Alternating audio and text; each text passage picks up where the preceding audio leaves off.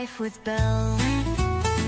Yeah, I said the live show is starting soon, so keep your YouTubes tuned to Thread Life with Belle, with Belle, with Belle. On YouTube starting very soon, so stay tuned. Belle is getting ready for you. Quilting, teaching, sewing, making lovely things. Come on and join us. It's almost time for Thread Life with Belle.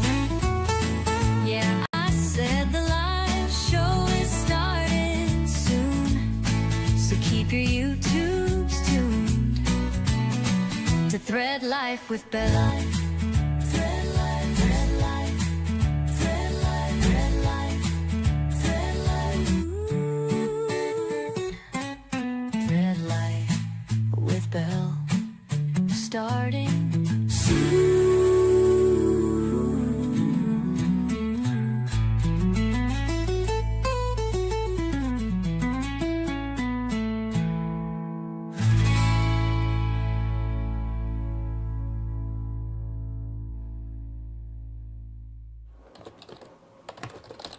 Well, hello, quilty friends. Welcome to this impromptu live of me and Quilt Husband tonight. So we are getting ready for Quilt Con. So we leave 2 weeks from today for Quilt Con, and there's stuff that I am doing to get ready for that. And Quilt Husband has decided to help me. And so one of those things tonight is he's going to, learn how to use the Accuquilt GoBig, and he's going to cut a whole bunch of hexies for me out of my new Curated Blissfield bundle. These are solids from Benartex that are brand new, that start shipping to shops like around March. Hey, Brenda. So we had to go into town today to run some errands, and I was like, well, listen, I've got to come back and long arm a quilt. Like, this quilt that I'm going to be long arming tonight is a new pattern. So on my website, it's the beginner quilt sampler, and this was the quilt along I hosted last year. And it's a 40-page pattern because it's about 2 pages per block, so there's 12 blocks. Hey, Quilt Husband. Hi, everyone. He was doing a sound check, making sure we were going live. And we boosted our sound too, so we should be a lot louder, so you may have to turn your volume down. But Brenda, you're gonna have to tell us, because we've got a 5-camera view thing going on, and one of them tonight is over at my long arm. I'm going to be long arming this quilt I was telling you about, because it's the cover quilt of the pattern, and I need to get some photos so I can, post some photos about it. But for you guys here tonight, if you go to my website and you decide you like the pattern, you actually can buy it now if you want. It's really fun. It's a beginner quilt sampler. So I'm going to be long arming that one. I've already long armed this one. I did this one last week. So this is what the quilt is. Let me see if that's the top. It is. Okay. So this is the quilt. It's 54, here's the bottom, 54 by 69. And I actually used, these are all my test blocks for the pattern. And the one that's over on the long arm is just like it, but it's in solids, and it's what's on the cover of the pattern. So these are all the blocks, and they're like easy beginner blocks. So this is a beginner pattern. So this is what I'm going to be quilting on my long arm. It's just in different colors. Okay. This one's all finished, which is good. And then let me see if you can see the quilting on the back. I'll show you the quilting on the back of it. So I quilted this on, I've got a King Quilter too, and I have the Butler Robotics system on there that I'm learning how to use. So I'm still pretty new at it, because there wasn't like a training program for me to like be with someone to do it. So I'm having to watch the training videos, which are very good videos, but in between all the other things that I do, it's just taking me a little bit longer. But it's a really easy system to use. So I'm still practicing, so you're going to get to see anything that happens tonight while I'm over at the long arm. Quilt Husband is going to be over at the pressing station with the Accuquilt, because I've got all of these scraps that he needs to cut into hexies for me, because at Quilt Con, each day I'm going to be doing EPP demos using the Blissfield Solids, and then I'll also have my EPP kits there too. So we're just working in the studio tonight. So if you guys want to grab your stuff and hang out while we kind of go back and forth between the stations, he learns Accuquilts, I continue to learn on the Butler. We might tell some stories. We're not really teaching you anything tonight. We're just kind of letting you in on our Quilt Con prep. So we'd love to have you guys hanging out with us tonight. All right, so you're going to learn Accuquilt GoBig. Do any of y'all have Accuquilt at all? Love the quilting, and I really need automation. Yeah, so Brenda, this is the King Quilter 2, and the Butler. So I'm not really extremely good with techie things, and so the Butler is very simple. I mean, there's still a learning curve, right? But there's good tutorials that they have, like a training video on the whole thing, and then every Friday they release little mini clips, right?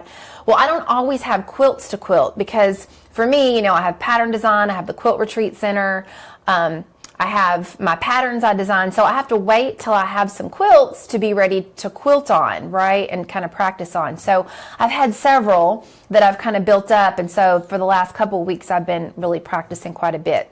One of the reasons I'm doing this one tonight is because I've got 2 that I've got to do later this week for Quilt Con. They're going to be hanging in the booth. So I still needed a little bit more practice on this one. But automation, I'm using the Ruby Butler tonight, and you'll get to kind of see me a little bit. You're mainly going to see the needle and the quilting because I'm not doing like an actual demo to teach the Butler because I'm still pretty new at it. But if you want to learn more about the Butler system, the link below is on the Butler, where you can get it. And there's different versions. So basically there's like there's 4 different versions. One can fit on your domestic machine. And then the others will fit on like your long arms. And the Butler will fit on any long arm. It's compatible even with like the Gamels from 30 years ago, which is pretty amazing.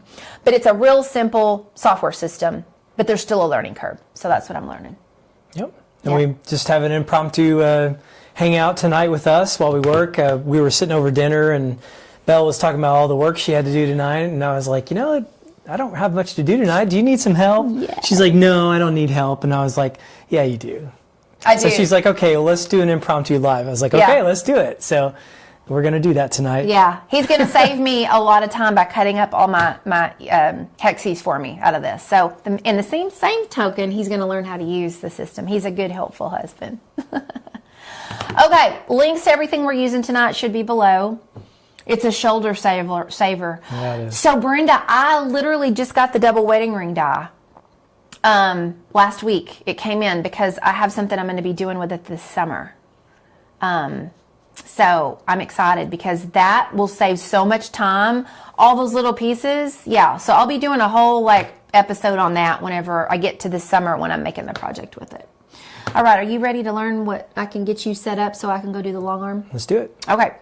So what we've got here, so there's 16 colors, and I believe I've counted them out for you. There's like 4 in the kind of yellow family. We've got, let's see here. What do we got? And then we've got, these are the blues. We've got 4 in the blues. And we've got 5. No, this one goes here. This one goes there. We might not need that one. We've got 5 different ones. This is pretty bright. Let me see so they can see the colors better. There we go. You've got 2 shades of pink, like a light and a dark pink. This is my favorite. This is Terra Rose, and this is Clay. And then you've got 4 different greens here. Okay. So the first thing that you're going to do is all this has to be pressed. Okay. So, and you can just kind of, you don't have to go real slow with that. You just, because it's going to take you a little bit to press these. Once these get pressed, then you are going to make... And by pressing, you mean getting out... The wrinkles, yeah. Yeah, so it's kind of more like ironing. Yeah. Yeah. Yeah, okay. It is more like ironing. You're going to iron these. Yeah. This is not your slow press. This is go ahead and iron these. Okay. And then once you get all that pressed, and I actually could do this with this one. Let me see if I can get one here that doesn't really have a wrinkle in it. You're going to be making 6-inch cuts. Let me do one right now just to make sure. So did you iron it first? Yeah, let me press it really quick.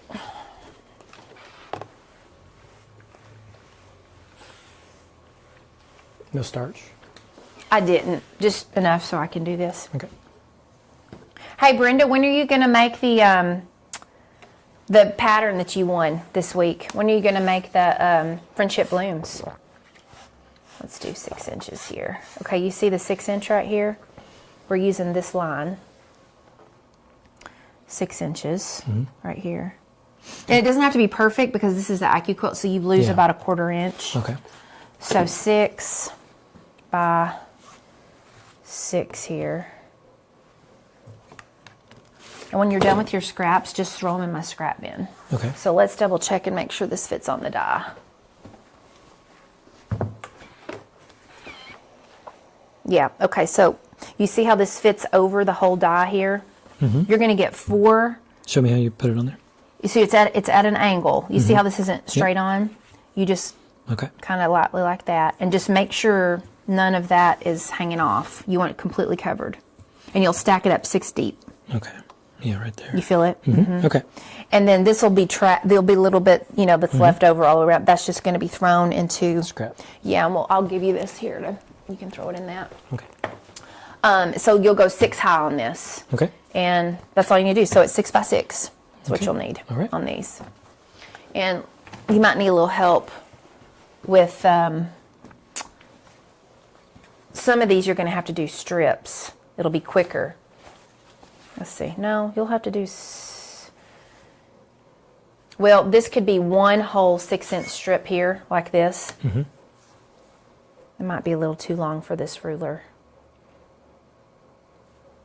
I'll have to maybe cut it down just a little bit, but you could do a long strip and then subcut into 6 by 6. Okay. Because I've shown you how to use this. Okay. That's it. And then once you get all those stacked up, you can cut them. Okay. Sound good?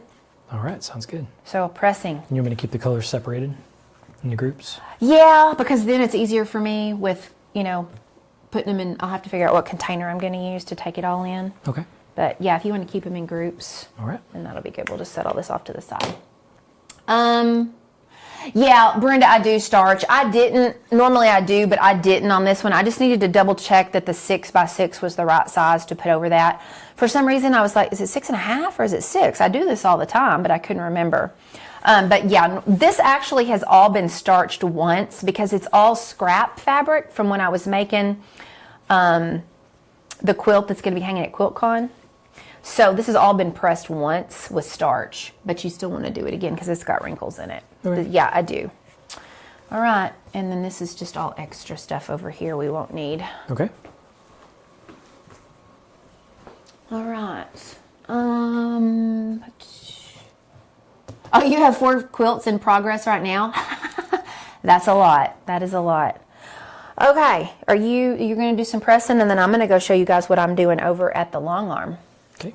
Okay. All right. Now, y'all have to tell me if this is too loud, because we did turn up the volume on our microphones, because we had one person that kind of might have been a little hard of hearing, and they had to turn their volume up really loud. So we thought, well, we'll just bring it up a little bit. So we did. We noticed too, relative to other videos on YouTube, that we seem kind of quiet. We had to turn the volume all the way up. So yeah, we boosted it. Hopefully it doesn't clip or sound obnoxious. Well, and with this long arm, long arms are not quiet machines. So if at any point, Brenda, when I'm over here talking, and once this long arm starts going, if this is too loud, just let me know, because what I'll do is I'll walk away from it a little bit, or I'll unplug my mic, because I don't want this to be extremely loud and annoying. All right, so I'm going to be doing some swirls, and the view, I had to make a decision. Do I show you the view of the stitching out, or do I show you a view of my electronic Butler machine and you see the tablet? Well, I don't think you're going to want to see that very much, but the tablet is up here, and I've got some swirls that I'm going to do, and I've picked out my pattern. It took me about 30 minutes to pick out the pattern I was going to do.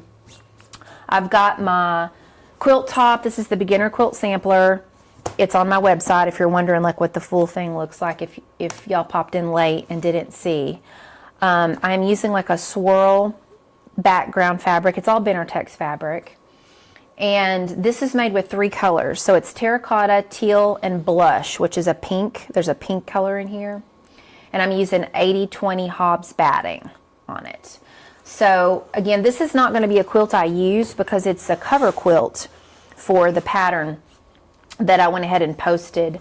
I had promised it in January to people last year that didn't get to sign up for the quilt along, that it would be available to purchase. So that is what I'm quilting tonight, and it won't be one I use. It'll be used in my trunk show. So if for some reason there are a little bit of mistakes, this is not going to be hanging in a quilt show or like at Quilt Market or something like that, because I'm still learning. I'm very much still learning. And like I said, it's an easy system, but there's just a lot of little things you have to learn. And I guess, Brenda, you are a long armor, right? So, you know, I think if you do yours as free motion, you understand what I'm saying, but there's a lot, you know, more involved when you're using a system like this. So I might be quiet a little bit as I think through some of my steps here, but y'all feel free to just grab your projects and stitch along with us, hang out with us here in the studio. As we just hang out with y'all tonight. Okay.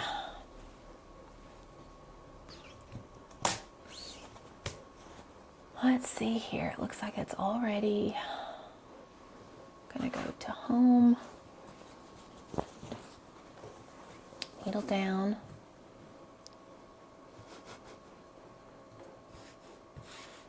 This is ready to stitch.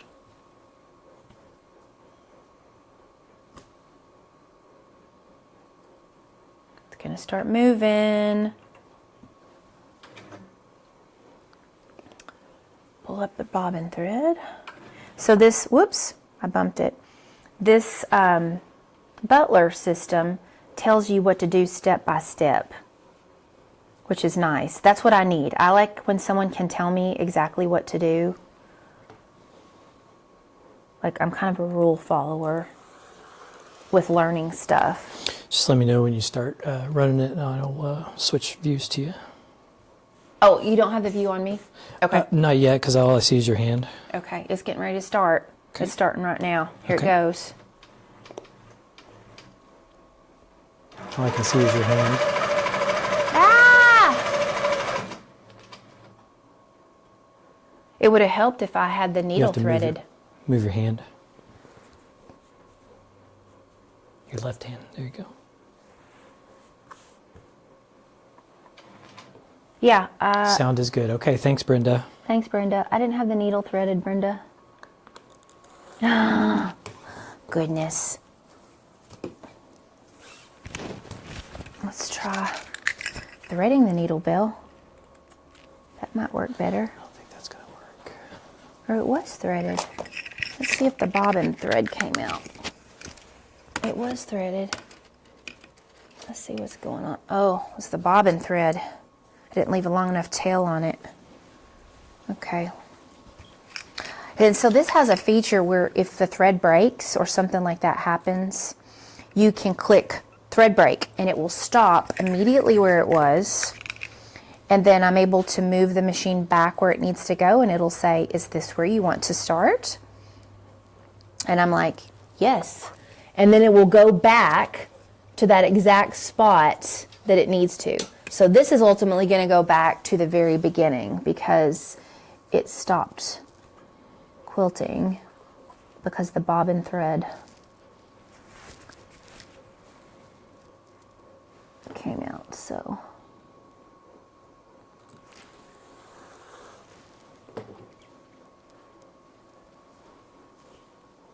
what are you doing? Cutting. You're cutting? Mm-hmm. Oh, so you're not going to iron all at once? No. Okay. That's kind of boring, huh? Yeah. All right, let's try this again, Belle.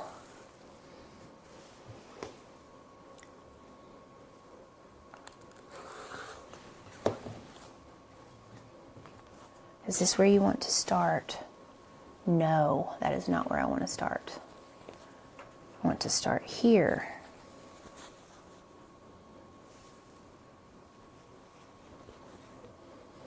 Is this where you want to start? Yes, so you click the button, yes. I have to pull up the bobbin thread.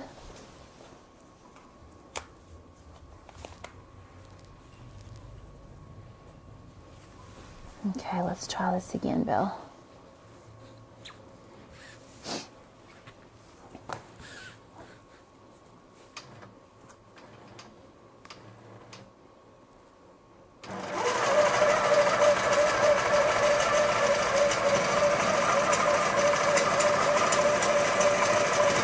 Move your left hand if you can. There you go. I can't hear you. Your hands.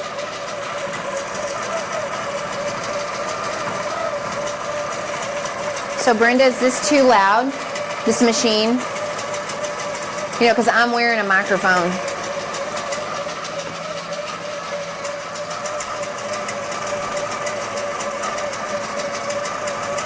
Oh, this is a pretty pattern. So I'm doing a swirl pattern.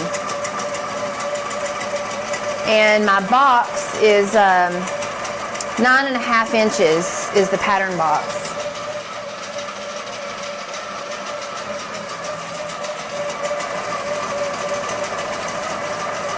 Oh, I really like this pattern. So the Ruby Butler mine has over 500 pantographs in it.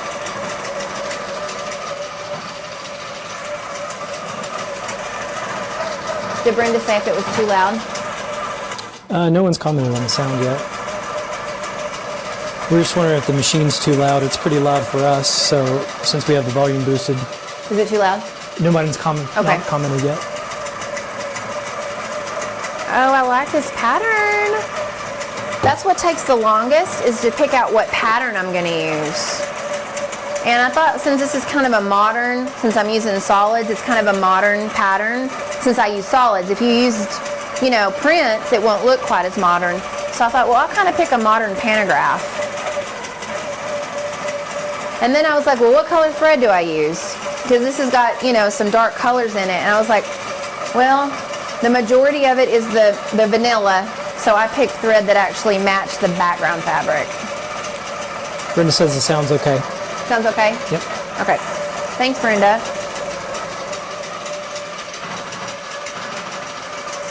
You love the sound?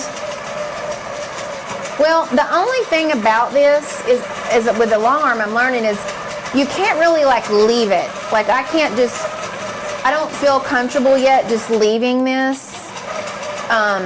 Maybe as I get more efficient at it. If you have a thread break, you kind of have to be here to hit the button to say thread break, or it'll keep stitching out. And so I would hate for this to be all the way to the very end, all the way down here, and there was a thread break back here. Granted, the machine will come back to it, but I would have wasted time. So, but anyway, I've been really pleased with the software system, but it does take a matter of using it. So it's like I used this back in, let's see, we got this all put together. Like it was all put together and ready by the beginning of August.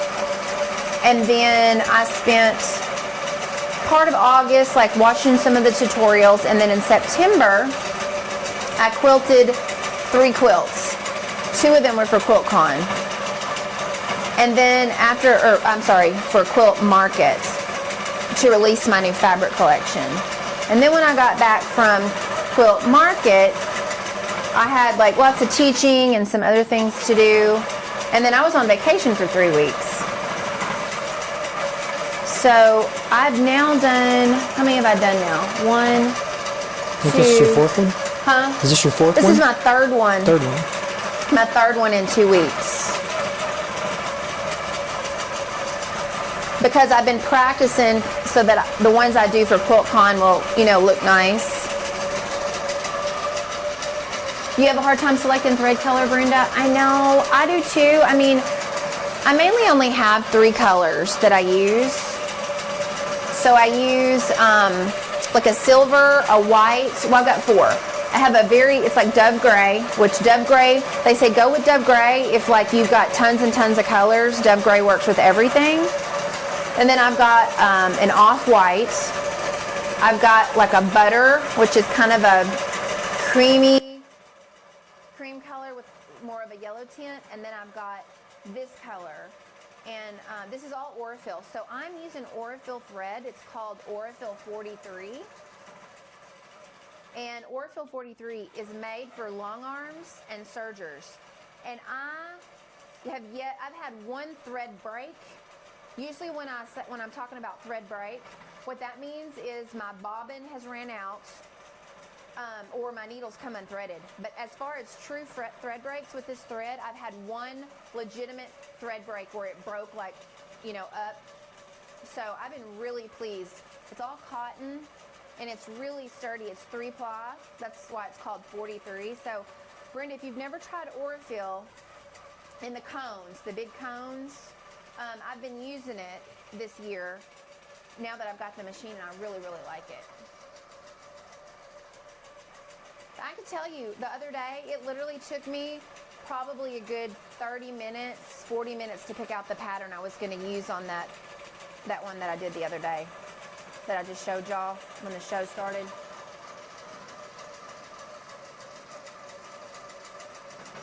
Hey, Sue Jones. That's the system you have? Oh, you got the Butler, Sue? That's great. How long have you had yours? Oh, 7 years? So you've had the Butler for 7 years? Which version do you have? So I've got the Ruby, which is like the professional one, the professional version that has the most pantographs in it.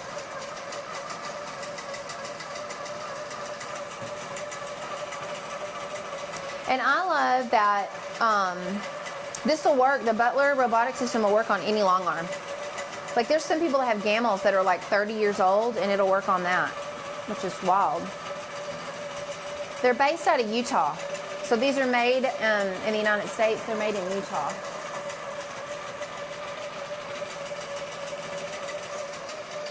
What camera are these on? Are you on?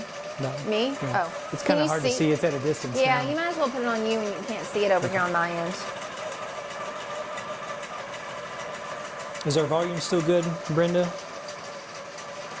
I can unplug this if it's too loud. No, I don't think it is. I had just messed around with the volume a little bit and may have turned it down, so. Oh, you've used embroidery thread. Butler's on your wish list. Yeah, well, it's actually one of the less expensive software systems, which is nice, because I looked at all the different ones. And this one Good for you. is, Thanks, Brenda. even though it's cheaper, it's not cheaply made. You know what I'm saying? I got in the midnight in Utah, Sue. Okay, yeah, they're based out of Utah, so that makes sense. You would have gotten yours probably out there. Well, I'm new. I think this is the total. This is like maybe my 8th quilt now. And I've had a few little moments that I had a few meltdowns of just trying to remember, you know, the steps. But for the most part, it tells you. It says, do this, do that, which I really like. I kind of need that. You use glide thread. I've heard glide's good too, but I haven't used it. Okay, we're down to the ends. All right, now I've got to make sure I nest. So what I've been learning is how to nest. And that's the part that has taken me a little bit of time with making sure that I'm pressing all the right buttons and everything for the nesting. So we're going to cut this.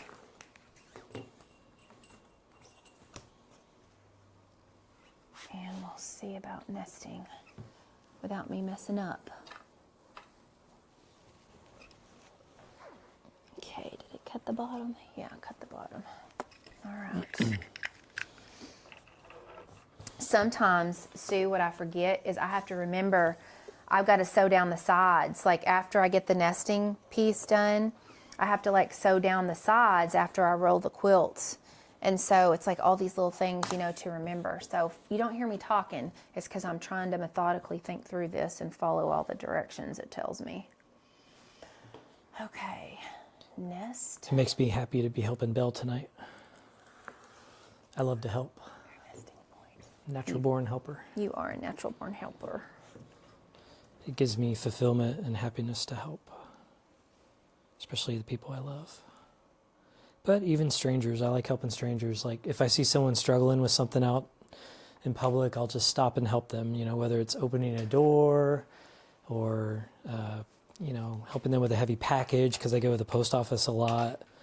I try to always be of assistance to people. Well, I think your mom helped with that. She trained you at a young age. She did. So that's like the She best. taught me all about chivalry. That is like the best gift ever, is for her to teach you, like, all those things, because I know that's not always the case. I'm for thankful everyone. Mama's not in pain anymore.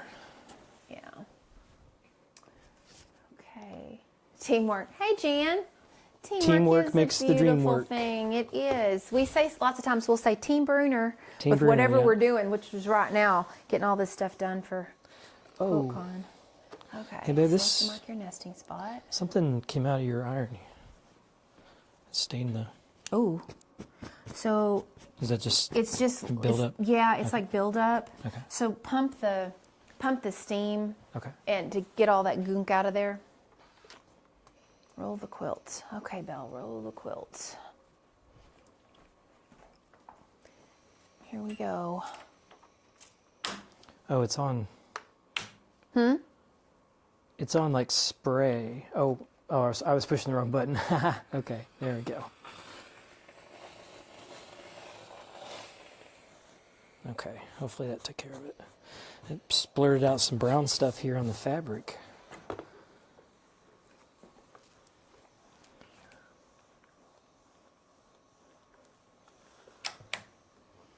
Okay. It's hot.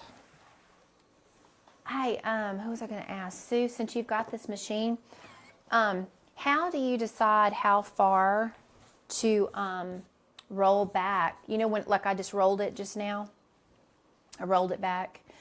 And I would love to be able to roll it like all the way back, but you know, you can't, because if you do, then you'll end up getting an error message like if it hits the front of your bar. And that's what I always like get nervous about, is how far I can roll this back. And that's where I've had a little trouble with the nesting, is it's not like an exact science, from what I understand, to know exactly like how far to roll it back, but not roll it back too much, you know? Hey, Elsa, no problem. Yeah, we're live here. We're live right now, so you're just in time. We're just getting started here, really. Yeah, Elsa, Thanks for tuning in. We're just we're just hanging out in our studio getting ready for Quilt Con. So grab your projects and do your things with us. Yeah, we decided just to. We were at dinner, and Sue says the red line at the top. So roll it to where my blue line is even with the red line at the top of my Butler. Okay, it's gone back a little too far. Yeah, so Elsa, we were just at dinner tonight, and Belle was talking about how much work she has to do to prepare for Quilt Con, and I was like, you know, I don't have much to do tonight. How about if I help you? And so I was like, what can I do? She's like, well, you can cut on the Accuquilt. I said, okay, let's do it. So that's what we're doing. And she's long arming, and I'm cutting and ironing and doing all these things to prepare some. These are for EPP kits, right? Mm-hmm. Yep. Yep. Anything I can do to lighten the load for my wife is good for me.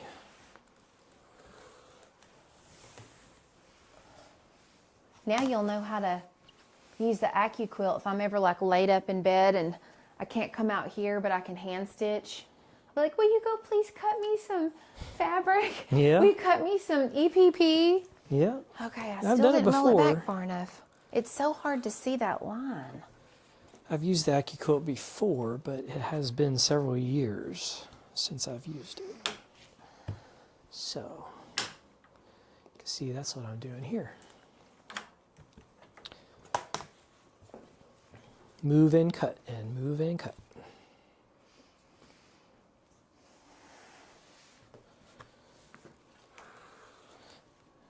We appreciate all of you tuning in tonight. There we go. Got it. Okay. And we also appreciate all the Threadmaster supporters out there Yes. for sponsoring the channel. If you could, just please hit that like button for us. Just, I think you have to minimize your chat, and then you'll be able to see that like button. Just smash that like button for us. And that helps us in the algorithm rankings for live shows, so other people could tune in and maybe discover what we're doing. Oh, Elsa's having her anniversary. 48 hey. years. Happy anniversary, 48 Elsa. years. That's amazing. Aw, that's wonderful. Congratulations. That's a huge feat. That's a long time. We're coming up on 9 You years. should go have your anniversary dinner instead of hang out with us. Well, I guess are you in the UK, Elsa? So your time zone I is don't think she's the one that's in the UK. different. I thought she Elsa, was... where are you located? Okay, I've got that rolled back. Rolled the quilt.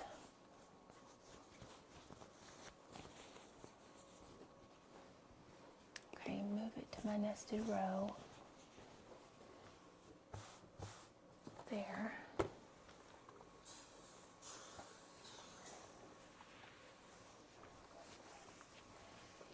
Okay, now I've got to stitch down the sides. Ooh.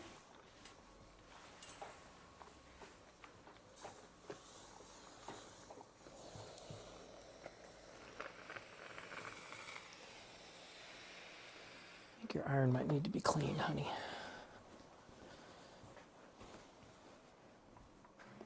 Do what? I said I think your iron might need to be cleaned soon. You know, I've had it for a while. I cleaned the bottom of it the Those other... little holes, you'll have to... Oh, stick something in there and clean it? like Yeah, a Q-tip probably or so. something. Okay. I guess you can switch it back over here. I'm getting ready to stitch down the sides Okay. of the quilts.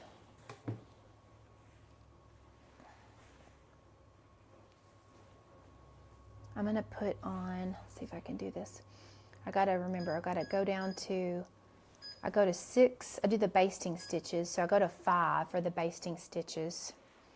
And then I lock, put my channel lock on so it will stitch a straight line. Elsa's in California.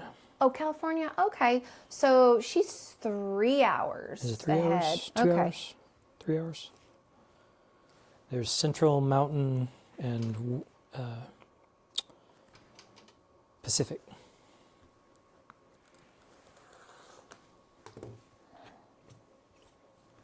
Get that bobbin thread to I'm come going to up. switch back until you're done. It's only getting a good shot of your sleeve. Yeah, I can't help it, unfortunately, y'all. Yeah. Just is what it is. It's okay. Got this handy little switcher here. I can just push a button and boom, it switches. Why is that bobbin thread not coming up?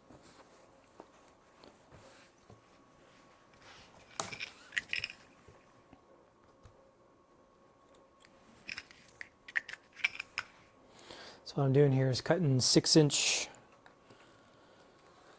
squares, 6x6 squares, and then we're going to put these squares 6 up on the Accuquilt GoBig and cut hexies for EPP kits. And they don't have to be exact because the Accuquilt will cut those shapes out, and then the extra is just excess.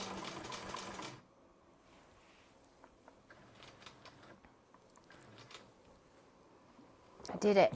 Almost half a century, Elsa. Yeah, that's amazing. It's so awesome. Congratulations to you both. I mean, that's older. That's more time than I've been alive. So I have a deep respect for that. Okay, got that side done. Let's go base the other side.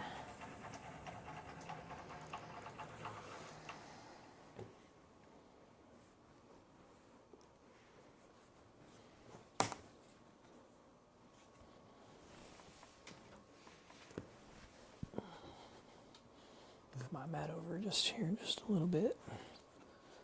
Make sure y'all can see it and me.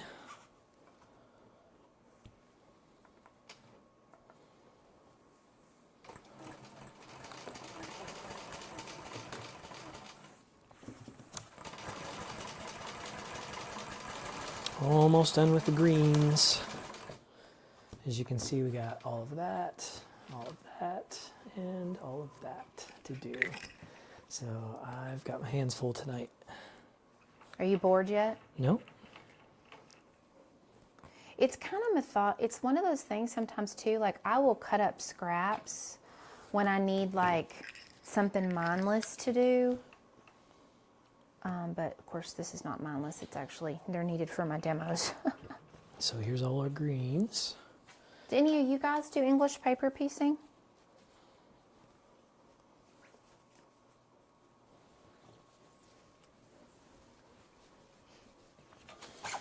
Now I'm gonna start into the pinks and oranges here. That's a strip.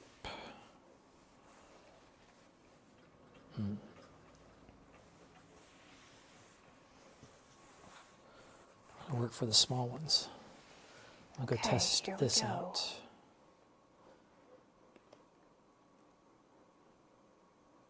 Okay, it's gonna start moving and stitching. Okay, I got you. Got it basted down on the sides. Here we go. Come on. Row number 2. Make sure I nested it right. That's what I get a little nervous about. It's so fun though to watch these stitch out. It's like magic. Okay, this is where I have to remember. Here's where I accidentally sometimes will mess up, and I catch myself after it starts. I put my basting stitch on 5, right? Because I basted these sides down. I have to remember to turn it back up to 10 stitches per inch before it starts taking off, because I've had to unpick before. And so I was a little nervous about doing this live because there's so many things I have to remember. You had to use Jack? I was out here an hour and a half unpicking one night because I messed something up. I didn't do something right. Oh no. So it's like, it's like Aubrey told me, she's an excellent trainer on the Butler, and she's like, I use it every day. She uses it every day. So, I don't use it every day because I don't quilt for other people. So it's just going to take me longer since it didn't work out for them to come out and train me on it. Okay, bobbin thread is up. Yes, here we go.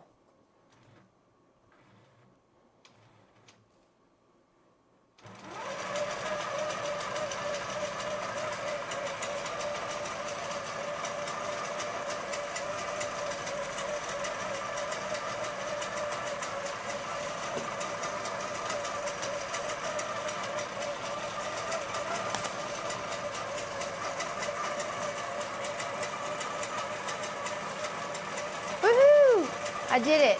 I nested correctly. Hey, good job, babe. Yay, Belle. There's been a lot of frustration over that. Oh, man. Yeah.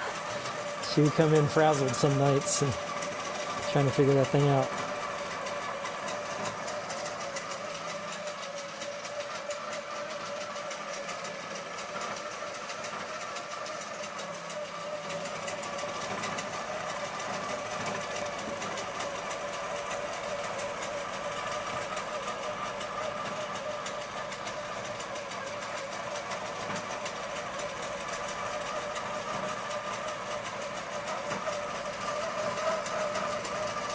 These swirls I love because I don't think y'all can see it, but the back of this backing fabric are all swirls.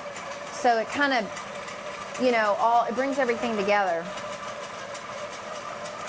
So the Butler, you enter in the length of your quilts in the very beginning when I was setting everything up. And this is a 69-inch quilt long. So it tells me I have 8 passes. So I have to go across 8 times to quilt the whole quilt.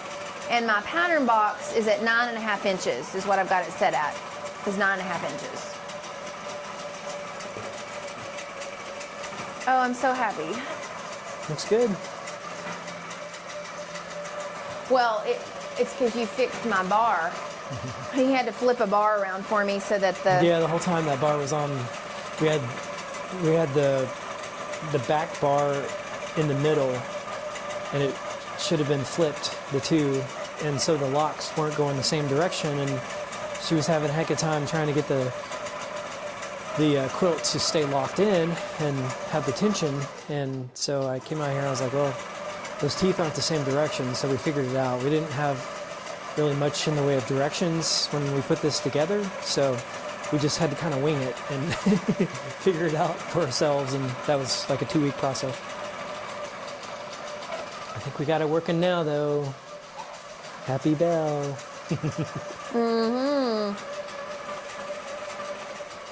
The swirls look good. You made a good choice on that. What? The swirls look good. You did You like made a good it? choice. Yeah. It took me a little bit to figure out which one I was going to do, but I'll definitely use this one again. I actually might use this one on the Quilt for Quilt Con, because the Dueling Diamonds one has got a lot, of course, it's all squares. So this might be kind of nice to kind of balance out, you know, all the squares. Oh, Sue Jones did a charity quilt for over 200 Quilt for Kids last year. Oh my goodness, Sue. That's amazing. Yeah, thanks. Were they like foster kids? Thank you for doing that. Huh? I was thanking her for doing that. Yeah.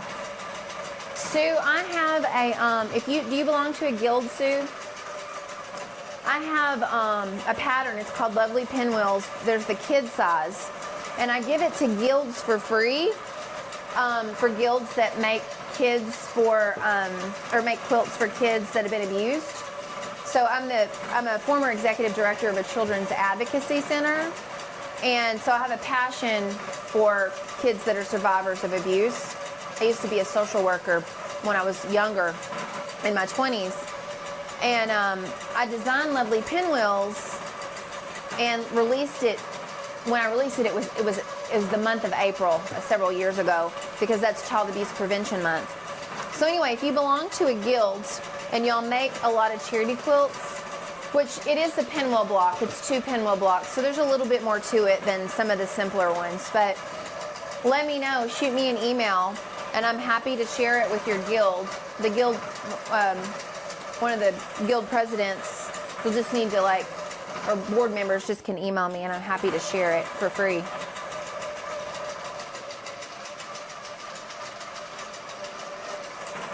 You know, I tell you, the kids that, whether it's foster care or they've been abused, and when they get those quilts, I mean, you know, quilts are just a warm hug. I mean, we all know quilts are comforting. It shows someone who cares too. Huh? It shows that someone cares. Yeah, it does. It shows someone cares. And even though you'll never probably meet the kids necessarily, it's just an amazing thing. And I mean, as quilters, we'd love to quilt. So, I mean, what better thing to do than make them for philanthropic type things like that? I love that you do that. 200, that is absolutely amazing, Sue. I'm going to switch back to my view here. Huh? I'm going to switch back to my view since we're far away from it. Yeah, I'm almost to the end, so they can't see it very well. So are any of you watching going to Quilt Con? I think we asked that last time. I don't think we had anyone that's going to be able to go, but you can tune in for the live show that I'm going to be doing over the course of 3 days. And I'm going to do the Benartex booth, and then I'm going to go around to all the booths and fight the crowd. That's probably the one thing I'm not looking forward to. But you know what? We're going to do it. We're going to do it together. And we'll go around to all the booths and check those out. And then we'll also visit all the art quilts and check those out too. That's my favorite part, are the art quilts. Because I love seeing just these amazing works of art that people make. It's just mind-blowing, some of them. How much goes into it and the techniques, and just, it's amazing. So I'm excited to share all of that with all of you. Just 2 weeks. 2 weeks from today, we'll be Yep, headed Raleigh. that way.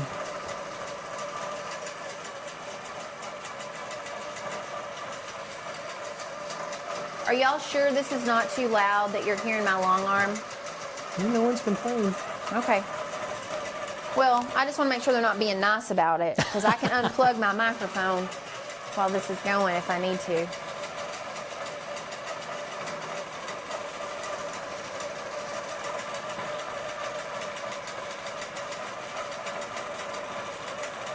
This one's a big piece. I really like this swirl pattern. I will save this one for sure. Yeah, I think that swirl works well with all the straight lines that you have in the Yeah, design it balances pattern. out all these squares. So far, I can get 2 rows done with an entire bobbin. So that's awesome, because I pre-wound, I have 5 altogether that I wound.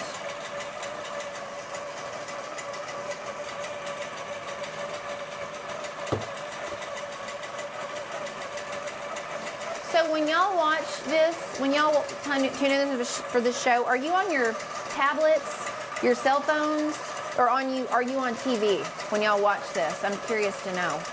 And according to our metrics, most people are on their TV, which is really interesting. I didn't know that so many people watched YouTube on their TVs.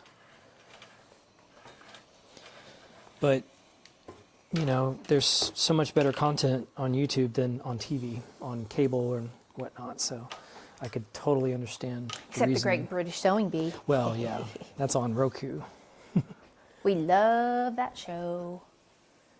And I've found, it's called Craftsy. Craftsy channel. It's like, oh, I forget the channel. I was trying to remember so I could tell you guys. It's on Samsung Plus TV, and I think it's in the 2000s channels, like 2100 something. And there's at 8 o'clock Central Time every night, and at 8:30 there's a sewing show. What is it called? Sew Easy, I think is what it's called. And I mean, they must have over 2,000 episodes, because an episode from like 6 years ago was episode 1700. So they've got to have thousands of shows, but they have different people that come on and do different things. So that one's kind of cool. And then they also have like a quilting and sewing circle show, which we haven't watched that because it's on a time that we're not really watching TV, but it's definitely a great channel. I've been watching it just to get maybe hopefully little tidbits about garment sewing and whatnot, because as you all know, I would like to get into garment sewing, but first I've got to learn the ropes of the simplicity. You got to learn the basics. Learn the basics. Yep. Belle's teaching you the basics. Yep. We were talking a little bit about, he thinks it might be fun to use an embroidery machine too. Yeah, I'd love to embroider. I mean, I come up with my own embroidery designs to do that, for sure. Well, I've got embroidery digitizing software. I don't know how to use it. It came with, I'll figure it out. I got it with my machine. It's called Hatch. Hatch 2.0, I think. I would make a hat that says Quilt Husband. You know what? I have a hoop for hats. Did you know that? Yeah, but I need it a little bigger than I think what you can do. What's your size? 3x5? Okay, hang on. Let me lock this in. Because I want it big, and I like kind of more of a flat brim hat. Machine embroidery is so much fun. Brenda says she's old. She's on the computer. Hey, Brenda, you know what? I watch YouTube on my computer too. I actually watch mine on the TV. I have a big TV in here. Yeah, she's got. But if I'm in TV bed, up I'll there. watch it on my phone. If I'm in bed. Yeah. I watch YouTube, and I also watch Twitch too. I think I've talked about that before, but it's more of a. There's a younger audience on there. There's a lot of gamers, people playing video games, but I really love watching Twitch for the DJs because there's live DJs who play music, and even musicians on there, which is a lot of fun to watch. And I've also found a guy that it's called horology. He's a horologist, and that's Like gardening and stuff? no, it's watch keeping. So he works on watches. He you takes didn't the tell me watches this. apart and repairs them. I didn't know this. He hasn't been on in a while. I think his mother was ill, but really fun to watch him like work on these little tiny things, these tiny machines. Just really neat to watch him. Okay, I've rolled the quilt. My husband helps me sew. I have an embroidery machine. Yeah, that's Sue. Oh, Sue, your husband helps you? That's so sweet. You know, we've had a lot of people since you've been on. This is your 4th time. I mean, this episode technically isn't Quilt Husband Learns to No. Sew. It's like join us both. I didn't Just even know come what to hang call out it. with us tonight. Just come hang out with us. But you know, Chris Quilt Husband doesn't have a hobby, so it's like I was super excited when he's like, I think I might want to learn to do some of this stuff. It's nice to have something to do with my hands because it's all up here. And it's calming, isn't it? It's not really Yeah. too stressful unless No. you It's know. just the bending of the back is like, for hours is the only thing that. Yeah, are you bent over? No, I mean, I've been trying to stand up straight and have Yeah. good posture. Yeah. Okay. I It's rolled just the quilt. motions and angles that I'm not quite used to. I'm in my I'm nesting used to spot. standing at the computer and being upright like this. So I have to bend over. It's sometimes a little. Okay. Good old football. Nesting completed. It's one thing I wish I wouldn't have done. Mamas, don't let your boys play linebacker. Instead of mamas don't let your babies grow up to be cowboys. Yeah, don't let your boys grow up to be linebackers. Yeah. Or poor really guy. anything but a quarterback or a kicker. I know. Because they don't get hit very often. Everyone else is fair game. Okay, I'm in a baste. Okay. Okay, we're gonna baste the side. So I love that this has a channel lock, let me tell you. Because you have to stitch a straight line down here, right? So, I need to put my clamps on. Oh, Brenda watches sewing machine repair stuff on YouTube. That's a good idea. That would be neat to watch. I would enjoy that. I love watching people tinker with things because Do you watch that to learn how to repair your machine, Sue, or just for fun? that's Brenda. Oh, Brenda. She watches that, yeah. Okay. Probably just for fun. I mean, I would watch it for fun. I wouldn't plan on repairing any machine, but it's just fun to see people tinker with stuff. Yeah. Kind of like living vicariously through other people. True. It's like they're doing something I wouldn't do, but I find it really interesting Okay, got my clamps and maybe on. even fascinating. Okay, here we go.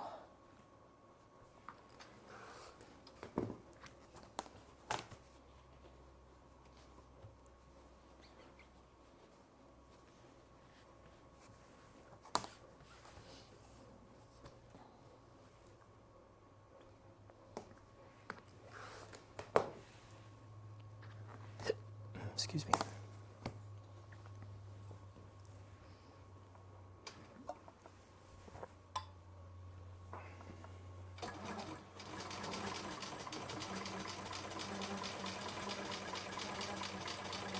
Belle's doing this by hand, and you can't see it, but she's holding on to the machine with her hands.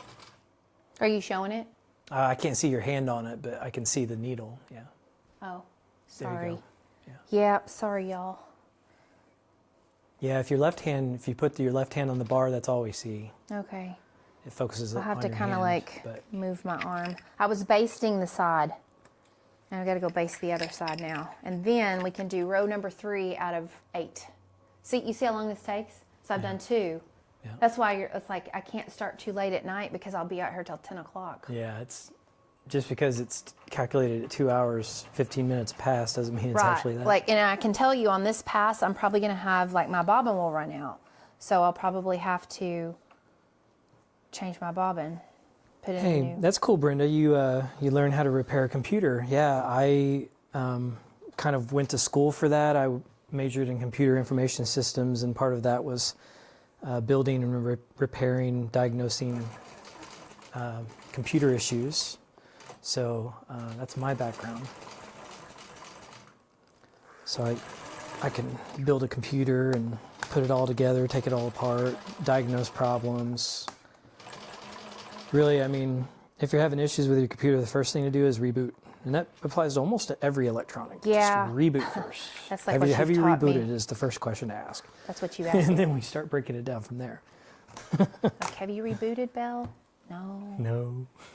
But now I've gotten better about trying to You remember. have, yeah, I've taught you well. You know step I don't one. love computer technology stuff. Like, No, it's she's not my thing. She's not tech-centric. That's why Quilt Husband, She's good with people, though, see, and that's where I'm not. he's officially my IT production manager. Yeah, that's my title at Quilt Con. Yeah. Quilting is therapy. Yes, it is, Sue.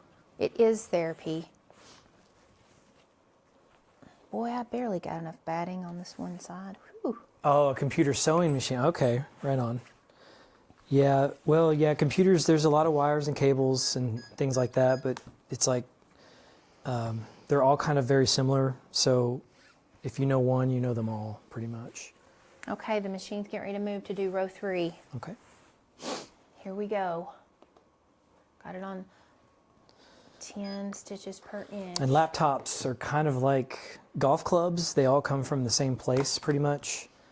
They just put different badges on them. They put different names on them. So that's the way it is.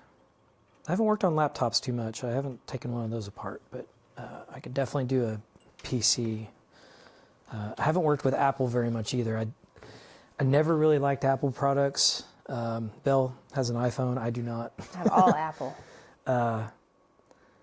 It started when I was in college and they had the 1-button mouse, and I was used to using 2 buttons, and I thought that 1 button was just the most annoying thing ever, especially when using applications like Photoshop. So I've always been a PC guy. But some people like their Apples. Another thing I didn't like too about Apple was the digital rights management when it came to their music software. Sometimes it was difficult to be able to save your music or move your music to other places.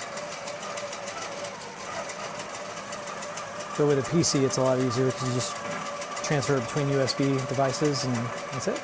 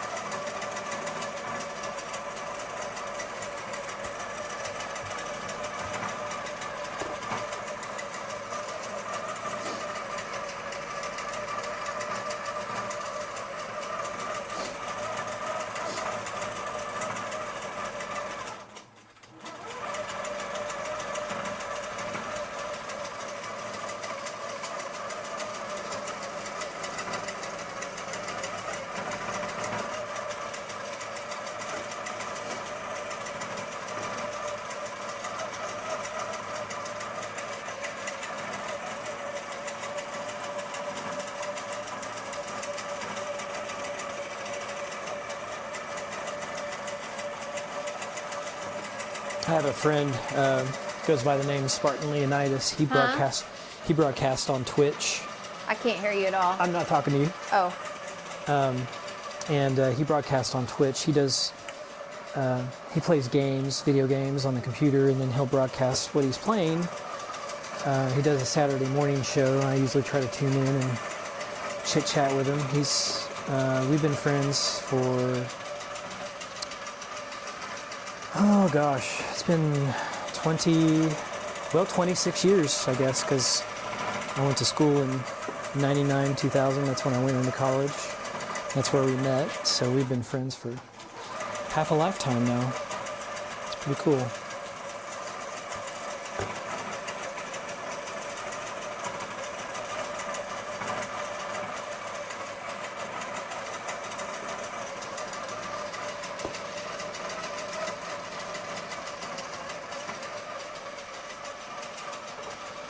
Hopefully that's ironed enough. I don't know. It's got quite a wrinkle in it. Maybe starch.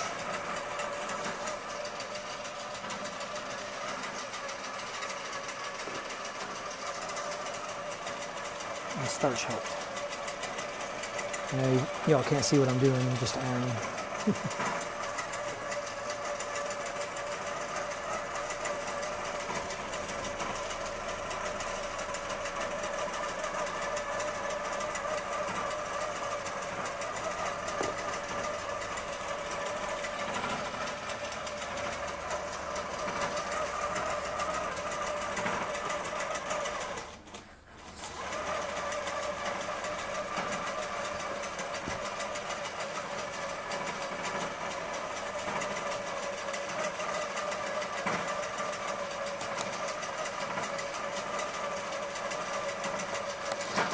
Excuse me. Okay, it's getting towards I don't know how much they can see now. It's starting to get... I'll let you decide. Okay, back to me. You can still see it? What'd you say? I said back to me.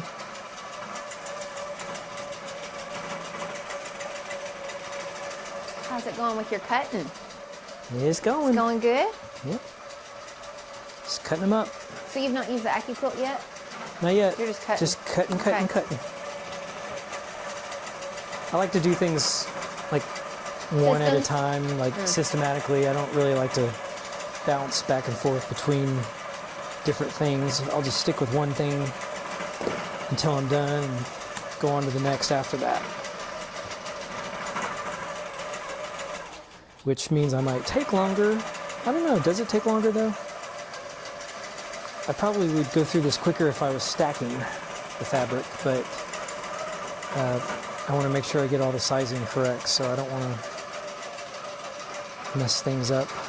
Yeah, ironing fabric's much more fun than ironing clothes. I agree, Brenda, I agree. Yeah, you know what, Brenda, in high school I was kind of weird. I ironed all my clothes before school every day. So like the night before I would iron my shirts, because I often wore polo shirts with collars, and I would iron the collars and make sure the shirt was nice and crisp for school the next day.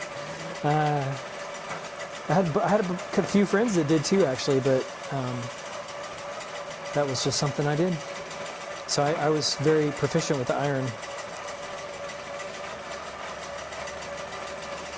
I didn't like wrinkles in my clothes, but I was also notorious about leaving stuff in the dryer for a while, so my stuff would get wrinkled. So the iron was the fix.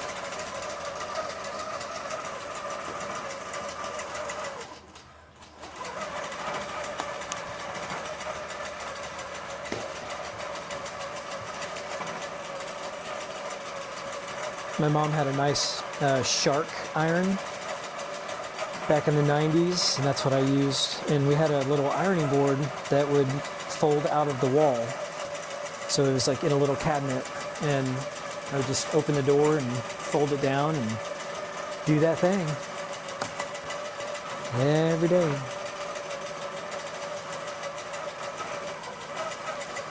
fact, I've had a few friends that made jokes. They said that I ironed my underwear, which wasn't true, but that's how much I iron my clothes. They knew I did. Like, oh, you iron your socks and underwear too. I'm like, no, I don't. Just like crispy clothes. I don't iron anymore though. Like, I try to get stuff out of the dryer quickly so they don't get wrinkled. And I have to shake them out too. Like, that was one thing, we recently had to get a new washer, and we got a LG front load washer, which is the first front load that her and I have ever used, coming from a top load washer. And one thing I learned very quickly after the first load is that when you take things out, you have to shake them out because they get all twisted, especially the legs and the arms and whatnot, so they get all twisted up. And your grandma ironed your grandfather's underwear. That's funny. Belle used to iron her dad's shirts, work shirts for him, because he was a manager at a factory, and That was my chore. that was her chore. Was to That, iron and I had his to clean the shirts. bathrooms, Yeah. and I had to do that before I could go or do anything else. My chores were to load the dishwasher, empty the trash cans, and keep my room clean. Those are my chores.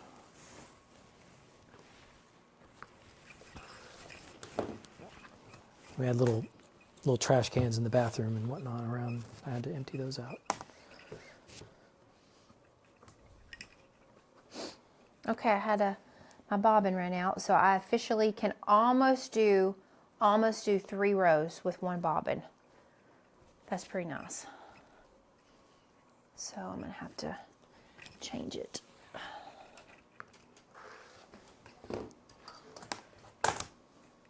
Yeah, and I mean, so Dad, he was the manager of a shoe company, or shoe factory, growing up in actually this little town that I live in now. And he always wore dress shirts to work. Back when there were factories. Huh? Back when there were factories in Yeah. America. And he always wore a dress shirt. And so, you know, there were like 5 of them every week. And so I had to iron those. Sometimes I'd do it like every 2 weeks. Well, then when I would wait and do it 2 weeks, I had 14 shirts to iron. And I couldn't go do things with my friends and stuff till I had my chores done. So it was that and clean the bathrooms. I think that's why. And eat your peas too. That's why I don't like cleaning the bathrooms. Oh, my peas. I hate green peas. So let me tell you a story about Belle. Oh, boy. So Belle would, when they had peas for dinner, she refused to eat them, and she would sit there all night if she had to, because she couldn't get up until she finished her food. And so what she would do to look finished was she would mash the peas under the table into the little crevices under the table. And I think probably about 4 or 5 years ago, your dad sold that table. Oh, no, it was longer than that. It's probably been about 15 years ago. Okay, and turned it over and found all the peas. It was fossilized, and they had fallen out from under the table. And he's like, what is this? I'm like, Dad, let me tell you something from when I was younger. Or here's what I would do. I would excuse myself from the table. So I would like pretend to wipe my mouth, but I would spit the peas in the napkin. And then I would excuse myself it down the toilet. to go to the bathroom and flush it down the toilet. But when that wouldn't work and I couldn't get up to go to the restroom anymore, because that would look weird, I found little ledges underneath and I would stuff them underneath there. I mean, I can be kind of stubborn.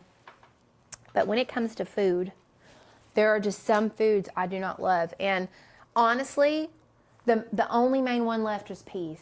Pretty much everything else I can do, or I don't like liver, like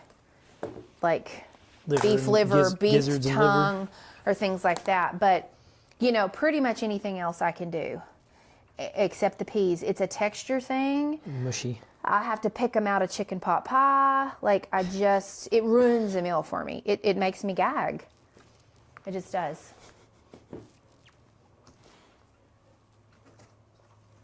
It does go so fast with the robotics, Brenda. I am changing right now. I had to put in a new bobbin because the bobbin ran out. So now I've changed it, and now it's my first new bobbin I put in. And thankfully it ran out on the white background fabric. Is this where you want to start? Yes. Okay. Pull up your bobbin thread. Yeah, I can't imagine. I have a sit down. I have a king quilter sit down, and I thought I would use it more than I do initially, but I don't, because it's more taxing on your body.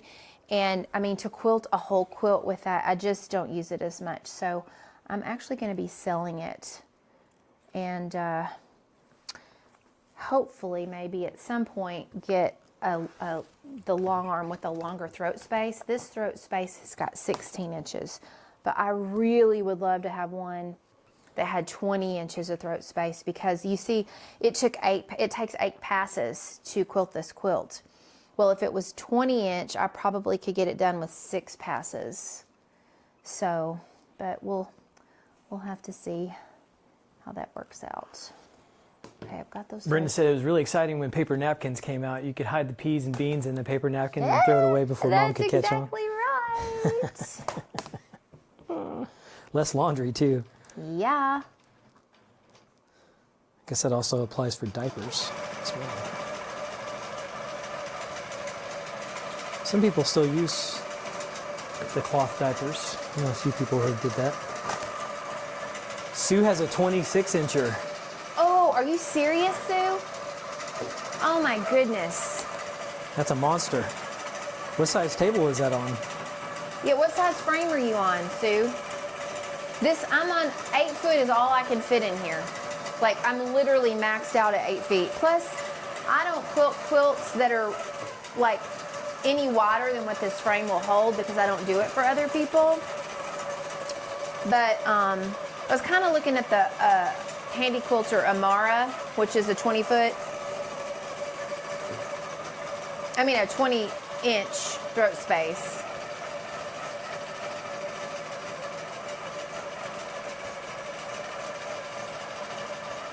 Yeah, you can do king size quilts, can't you? Sue, do you do that like for work? Do you do that for other people?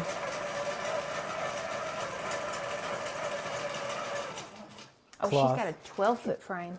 Cloth diapers, Brenda? Yeah, because you have new grandbabies, don't you? Yeah, the cloth diapers, I mean, I've heard, they're just,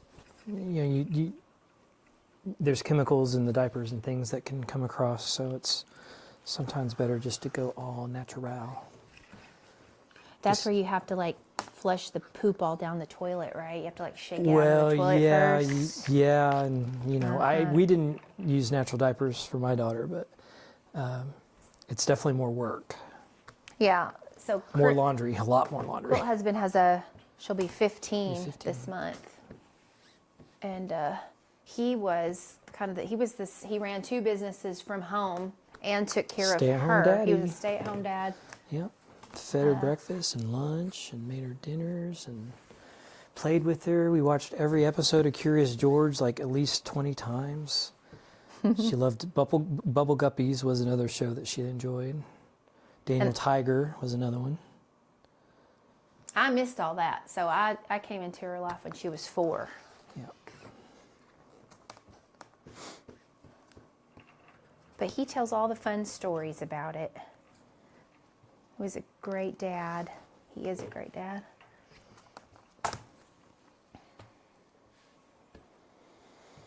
Getting first grandbaby in April. Yeah, there is a lot of waste with the disposable diapers. I remember we had like this, it was called the Diaper Genie, and it was this little contraption that had a door that flipped open, and you just stick it down in there, and then it sealed it closed so you didn't have to smell it. But, that thing would get filled up pretty quickly, and, that's a lot of material that goes into that, so. No shame in using the natural diapers.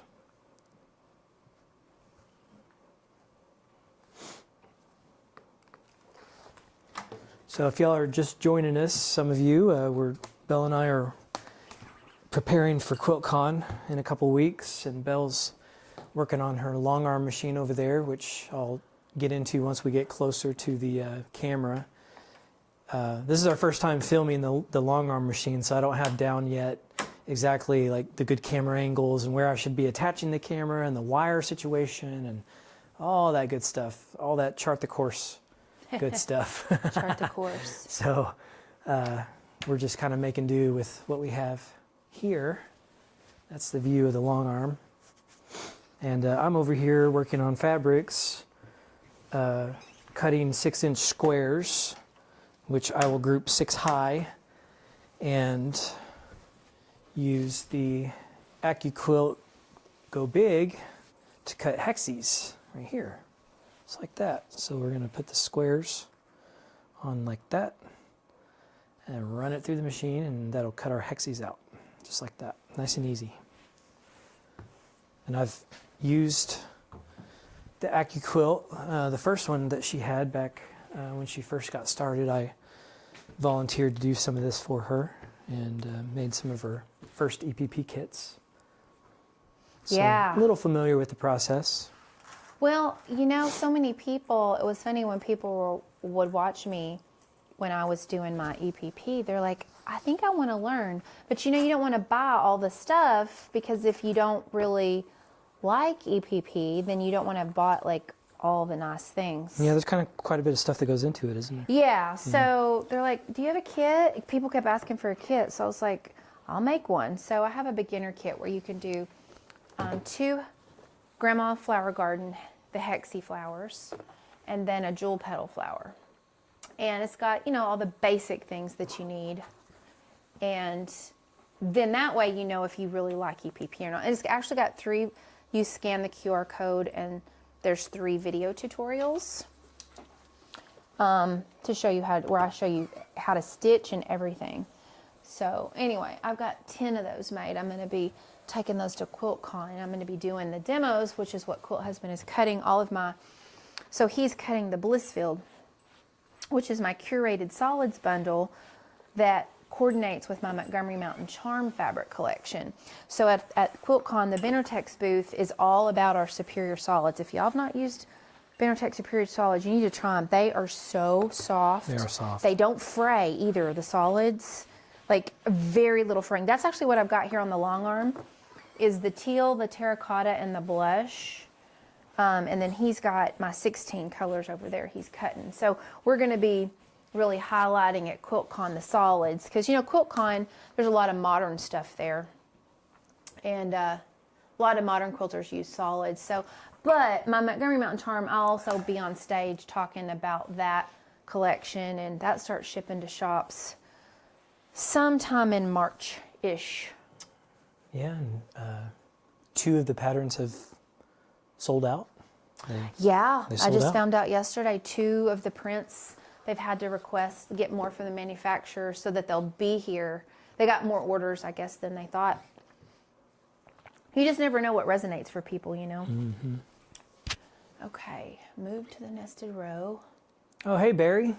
Hey, welcome in. Hope to see you. Yeah, we'll be at Quilt Con. Definitely Barry. come check us out at the Benartex booth. I'll be walking around doing live shows. I'll be checking out all the booths, and then the Benartex booth, of course, and then also the show, the art quilt show. So Barry, we'll be tell doing us a lives little there. bit about yourself. Yeah, I don't think I've seen you, Barry. Welcome. I haven't. We're starting to see a lot more man quilters pop on since Quilt Husband Learns to Yeah. Sew episodes have started. We've got wives, their husbands are watching along. It's like, who knew this would be such a novelty for my husband to be on here with me? It makes me happy to inspire other people to partake. And you know, if you don't have a hobby, like, it's perfect. Just go hang out with your wife and have fun with her, and yeah, work with your hands. Because you know, as I've explained, most of you, I work on a computer all day, and so I'm using my brain and not really my hands, and so it's good to do hands-on type of things. He's a retired electrician, took up quilting. Now, how did that come about, Barry? How did that come about? Yeah. What got you into quilting? Yeah, I'm what got you curious. into quilting? I'm curious. Okay, I'm getting ready to base the sides over here. Oh, thanks, Brenda. Yeah, I'm a slightly perfectionist, so I always try to cut real neat, and I don't really like to pile it up. So. Yeah, honey, you can stack those, baby. I know. Why don't I show know you how to do that? You've already showed me. I know how. You just fold it over. Because this doesn't have to be precise. There's so much waste. I know. You could be done already, babe. Let's try it. Come on, let's try it. Yeah. Okay. Let's try it, okay? Because I've only got... All I gotta do is fold it over. Right? Well, no. Here's what I'm talking about. Like, you can get 4 colors or 3 colors and lay them on top of each other. Mm-hmm. You know, like once these are pressed, like lay them on top of each other here, like this. But I'm trying to utilize as much fabric as possible and not waste. Okay. Well, Doesn't this waste if you don't have them like cut equal? Well, I mean, you're going to be cutting 6 inches. Mm-hmm. So 6 inches, and then if you can get another 6 out of this one, this one is already you're done mixing for colors you. now too, so. Well, the blues, I'm just trying to make it, you literally, if you stack this 4 high, zip, zip, zip, Okay. it's going to be done faster. But you do what makes you happy. I'm just, you got options here. I've still got, how many more passes do I have to make? I've got Sustain on that. 4 more passes, I think. 5 more passes to make. Okay, Barry said, I made a list of things I could do in my spare bedroom, and a sewing machine was sitting in a corner, and I never used it and decided, I'll document me learning how to quilt. Oh, that's awesome. So where did you document it? Like, did you write it down in a journal or something? Yeah. That's so cool. Barry, are you on like Instagram or Facebook? I'll have to find you. Okay, ready to base this. I'm getting ready to base my sides down, y'all. Okay, gotta lock it.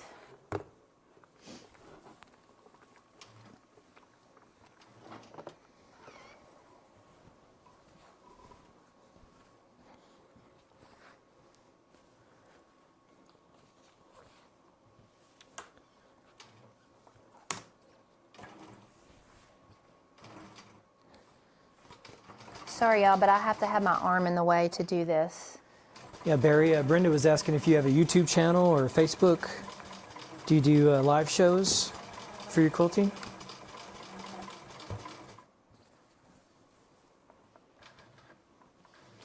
at Barry Quilts. Oh, on YouTube? I guess so, yeah. He might have a YouTube channel. Oh, we'll have to check you out, Barry. Yeah. Okay, let's cut the bobbin thread. And we will be ready to make another pass. Pass number 4. We're halfway there. See, if I had Brenda's, or if I had Sue's long arm that had a 24-inch throat space, boy, I'd be getting this done faster, I wouldn't think I? she's got a 26er. Oh, 26? Yeah. Goodness. She's got a big dog. Man, I'd just be happy with a 20. Okay, that's done. Okay, I got to go base the other side now.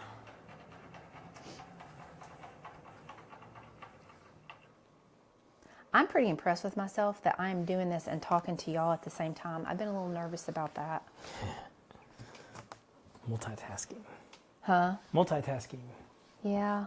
Well, that's why I haven't done a lot of lives. I did a live when I first got the machine, but it's like, you know, you don't want to have meltdowns Yeah. when you're learning something new for the first time, right? So I was like, I'm going to wait till I get a bit more proficient at this, and then we'll go live.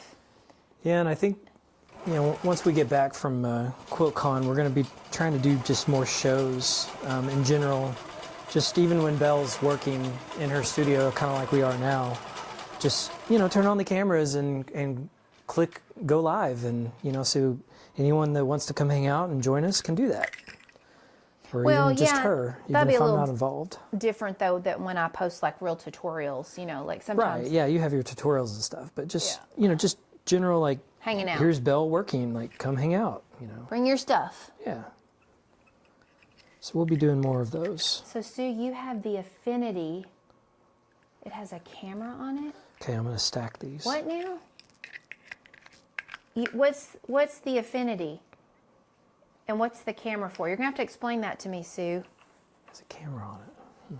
I don't know what that is. Like the long arm has a camera? Like so you can film yourself? I mean, I know you can record yourself doing free motion and then it'll save it in here to be a quilt pattern if I wanted. Of course, you have to take the belts off to do that. But, okay. Or maybe the camera is like a sensor, kind of like your sensors on the sit-down machine. Yeah. Yeah, what's that camera do, Sue? Yeah, I want to know Curious. about that. Okay, here we go. It's You can off. go back over. It's going to move now. Okay. Got everything ready. I love when this moves on its own. It's kind of a little creepy when it moves over on its own. It's like someone else is controlling it. Brenda has a 15-inch on a 10-foot frame. Okay, well, you got an inch less than me. I mean, I'm really grateful. And Barry's going to Paducah. Yeah, Paducah. I've been to Paducah. Belle took me to Paducah. During the pandemic, we had to go like in masks. We were had been so cooped up. We were like, I just want to get out of here. So we went to the museum. Yep. That was your first time to get to experience a quilt museum. Yep. It was pretty cool.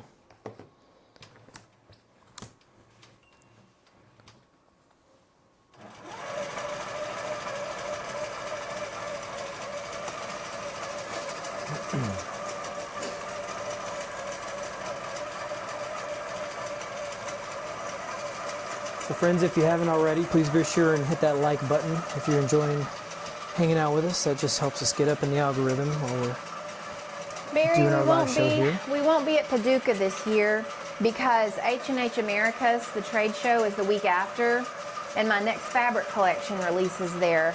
So there's no way I can do 2 shows back to back like that because there's so much that's involved with getting ready for the trade show. So I actually haven't been back to Paducah since we went in 2022. I want to, but it's just not going to work out to make 2 trips like that back to back. I mean, it's kind of expensive, these shows. Yeah, traveling. I and mean, all the that travel is so and expensive. all, like you have to especially for really both of us. figure out what's going to be the best on ROI. No, it's so you can see the stitches on the bottom. Oh my goodness, she's got a camera that shows the stitches on the bottom to make sure. See, I have to look underneath here So underneath, I have to get underneath to make sure that the tension's right. It's going through. I mean, I can see back here on the back it's right, but I have to get under because you can get those eyelashes if it's messed up. Yeah. She's got a camera under hers that shows. It's a handy quilter. Okay. So some people have a mirror. You can stick a mirror under yes. there. But I've just been bending over. And I've only had one time so far, and it was because I did not thread the machine correctly. I went up the thread mast instead of down the thread mast, or some of the holes. Anyway, and I had quilted half of a row, Sue, half of a row. When I just looked under there, because it sounded different, the machine sounded different, and sure enough, half a row. I had to pick for an hour and a half. That's what we call teaching moment. Oh, that was a Belle teaching moment for sure. Now I double check. When I thread, I make sure I had threaded it correctly. But I never have, otherwise I don't have tension issues. Like my bobbin, I've not had to adjust. Like it loves this Aurifil thread. It doesn't break. So I'm super excited because this is the first quilt I've done that I've had zero mess ups. Of course, I've done 3 in the last, week and a half, 2 weeks. Yeah, so Brenda uses a mirror. It's kind of hard. You have to be like a contortionist to get underneath there and make sure, that it looks good. But I don't know, y'all can probably see the back row. Y'all can see now what the backing fabric looks like. It swirls. So I'm really happy that I picked this swirl pattern. Yeah, I can't really see the backing. I can move the camera. Huh? Can't really see the backing. There. Yeah, there you go. Now y'all can see. That's the background fabric, and it's got the swirls in it. So I think this pantograph works really well. So really, the widest I can go is 9.5 inches with this 16-inch throat space safely, so it doesn't bump anything.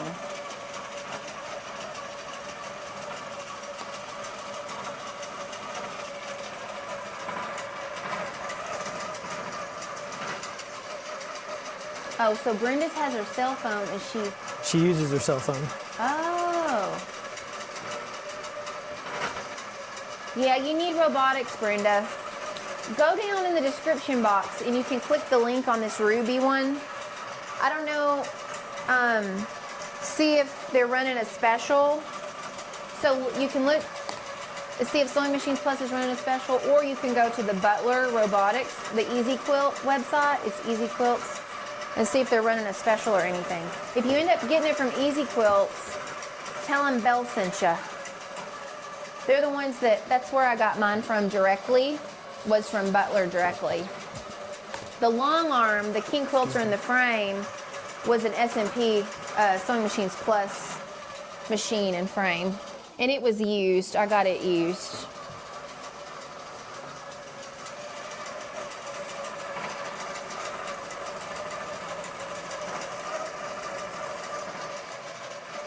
Oh yeah, you can see the back a lot better now. Mm-hmm. Oh yeah, that shows up really good.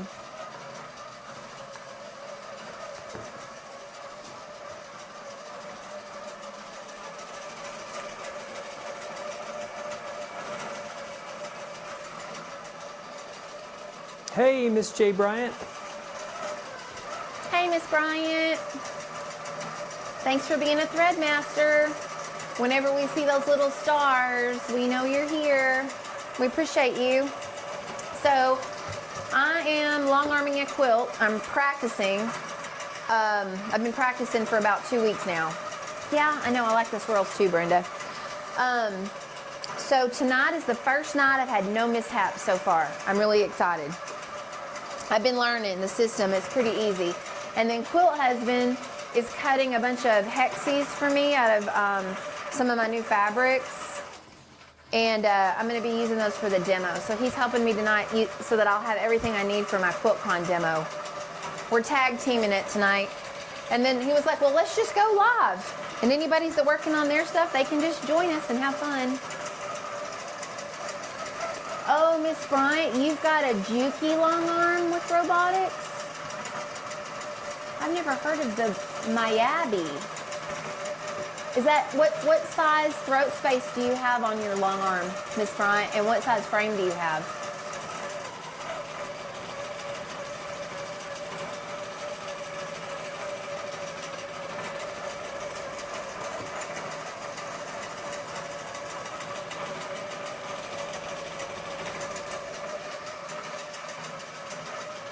You can probably see.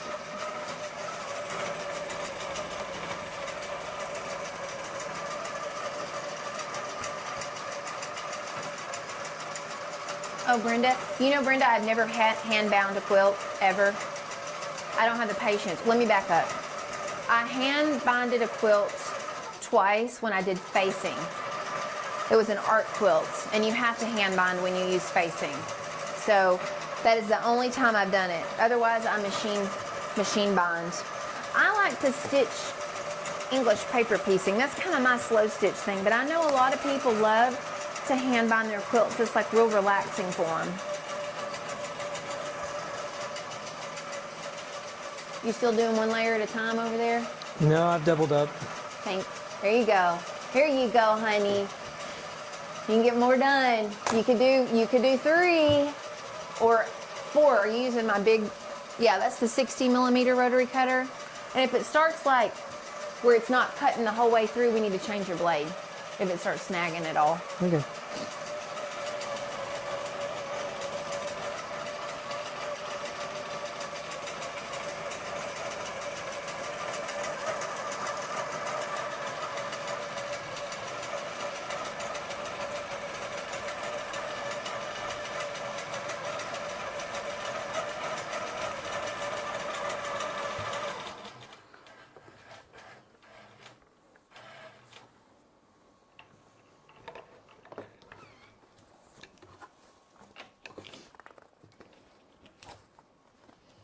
Okay, ready for another pass. I think this is one of my favorite colors in the Blissfield Solids collection. It's this teal blue color.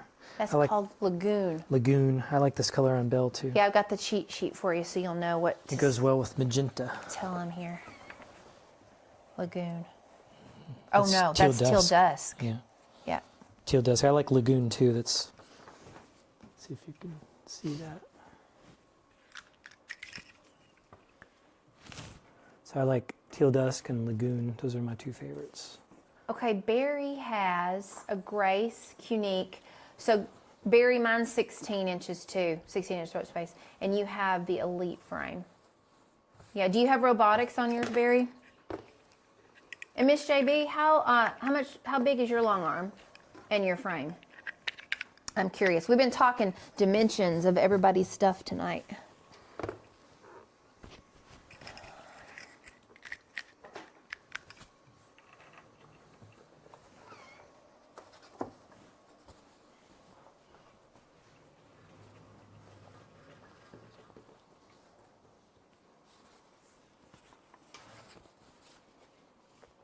Barry has a Grace Unique 16X with Elite frame.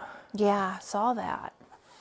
So he and I have the same throat space on our machines. 16 inches? Uh-huh, mine's 16 too. On an 8-foot frame. Because I really don't quilts. Like, I don't use the widest any of my quilts. I think the biggest or the widest I've had has been like 75 inches, and that's it. So I really, because I don't do other people's quilts, I really don't need anything bigger. Plus, I really don't have a lot of the space for it. Anything bigger. I'd have to completely redo my studio. And I mean, I guess I would redo my studio and everything if I was doing it for a business, but I don't quilt for other people, so I'd be afraid to. What's the name of the woman in Springfield that did that amazing work by hand? That did your dueling diamonds? Yeah, she did a lot for me when she was learning. She was a brand new learner. It's Mel Buckmaster. Mel Buckmaster. She does. Is that the same one you showed me? Mindy. Mindy. Yeah. Mindy. Is that what you showed me yesterday, or day before yesterday, that amazing No, that's Tia. Tia. Okay. No, Tia Curtis with Tia Curtis Quilts. You'll probably know her. She is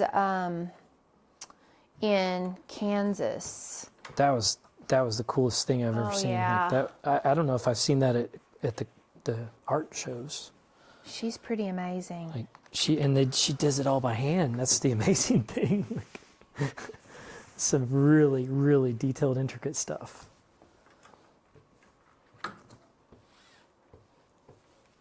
Miss JB's on a 10-inch frame with an 18-inch throat space. Okay, that sounds good. Or is that 10-foot frame? 10-foot frame with 18-inch Yeah. throat. Yeah. So hers is she got 2 inches longer on each side. No, 1 inch longer on each side. 1 foot, not inch, 1 foot. Yeah, you're on an 8-foot. Yeah, I'm on 8 foot. Yeah. I mean, it literally, that's all I had room for.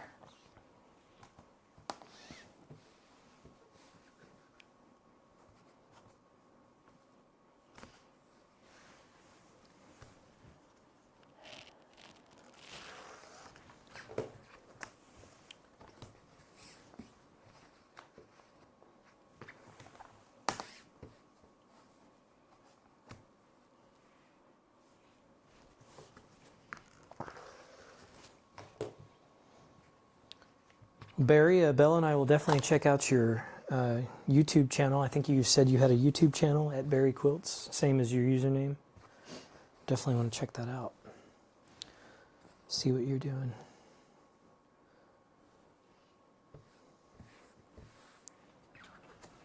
How long have you been quilting, Barry? When did you start? When did you retire and start quilting? And do you do any other sewing besides quilting? Because I would like to sew garments. I would like to get into that. I know it's hard, and I know the fabric is very expensive. Yeah, he had a shocking moment last week when he looked up from Like, fabric. oh yeah, $18 a yard. I'll just need 1 yard. No, you need times 3, actually 4, times 4. So 4 times 18, and I did the math. And I'm like, yeah. And then I look at eBay. I'm like, yeah. Okay, I'm getting ready to baste. Okay. Quilt Husband got a reality check on the cost of fabric. Yeah, he messaged me. He said, I found the pain point. Now I understand why when you do make garments, you use cotton. Mm-hmm.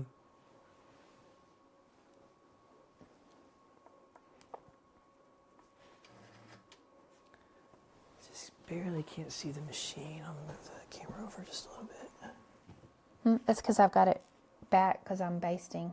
Oh, okay. Like it's going to come, oh, well. It'll come forward when I baste. Okay.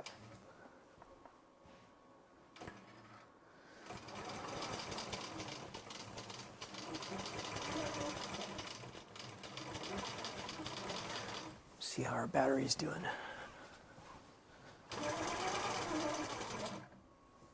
48%. We're good. Came unplugged. You know, the shows are always limited by the batteries. What do we got? 48%. We're still good. Yeah, plenty good. That should work. Okay, blues are done. So I have, these are 6-inch squares. These are slightly smaller squares, but they should still fit on the Accuquilt. They're slightly smaller than 6? Yeah, there's some that off the edges that were slightly smaller, but can still be used. They'll still fit on there. Okay. Try to utilize all the fabric that we can. So I'm going to switch back over here. And I'm going to do some pressing on these fabrics.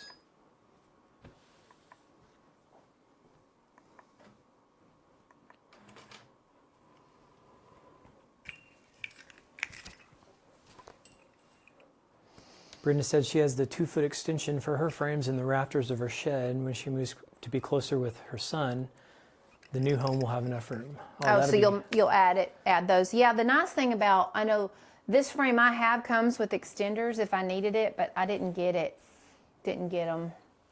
Sue says she has a cradle under hers if she needs to get to the back, and Brenda says her frame is on wheels. Ours is on wheels too, so yeah, it is on we can wheels. pull it out if we need to. But I it's never still have difficult to get behind. access. I don't ever have to get behind mine. Yeah. Because I don't have the rear handlebars. Okay, here we go. We're getting ready to do our next pass. So far, so good, y'all. I think I've got, how many do I have to do? 1, 2, 3. I think I've got 4 more passes. I'm halfway through. Jeez. Okay. Just want to say thanks again to all of you joining us tonight. We're just doing what we'd normally be doing, but we decided to do it with all of you tonight. It's like, you know what? We're going to be working. Let's just turn on the cameras and see who comes to join us. So thank you to all of you for joining us tonight. We appreciate each and every one of you. A lot of work went into this studio setup. We had 5 cameras that we use, and now 2 microphones. And I did a lot of research to figure this out and really understand the systems that needed to be, the wiring, the cables, the length of the cables, the correct bandwidth for the cables, for the distance, to be able to really go anywhere in the studio. And Belle's got a pretty good size. I mean, this is a garage-sized studio, so it was formerly a garage that we turned into a building.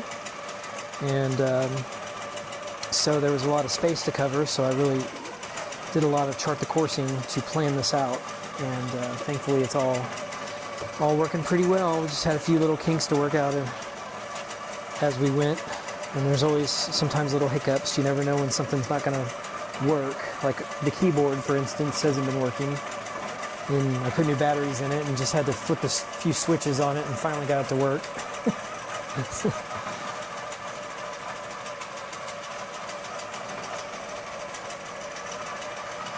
Sometimes we'll have a camera freeze or something like that, so I just have to reset it.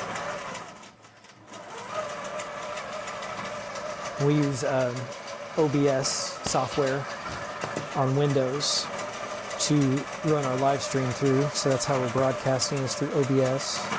Open Broadcasting Software, I think is what that stands for.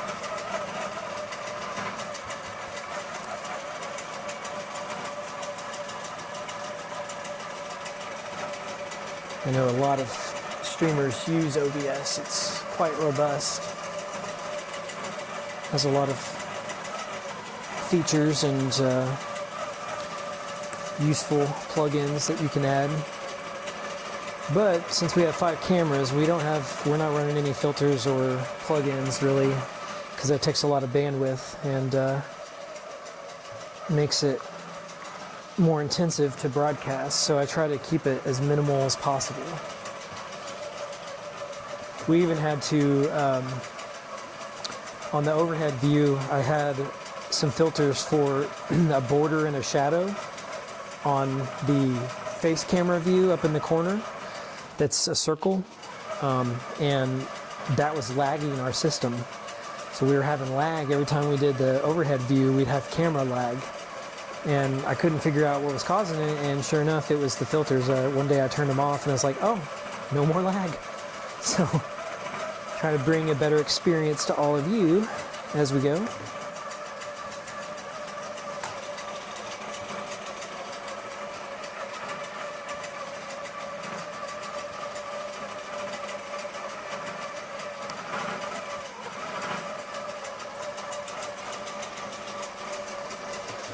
And the 5 cameras we use, they're all different. Like, they're not all the same cameras. We have the 5 cameras. Each one of them has their own strength and really a weakness too.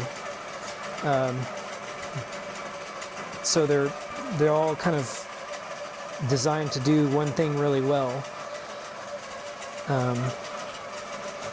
Probably the best one we have is an Osmo Pocket camera, which is what the camera you see right now on the long arm is, and it has really good focus, really good color, some of the best color I've ever seen from a camera actually.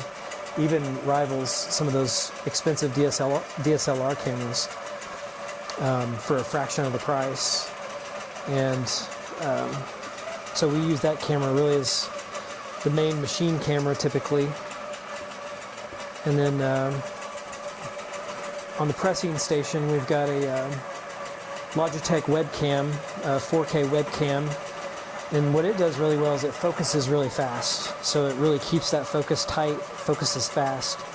So at the ironing table, that's useful to be able to show things and see what's going on quickly.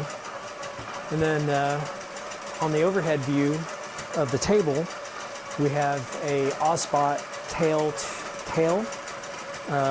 They recently came out with the Teal 2, which is even better, but we use the Teal. And what it does is it's a camera that has a remote control, and you can move the camera around remotely. So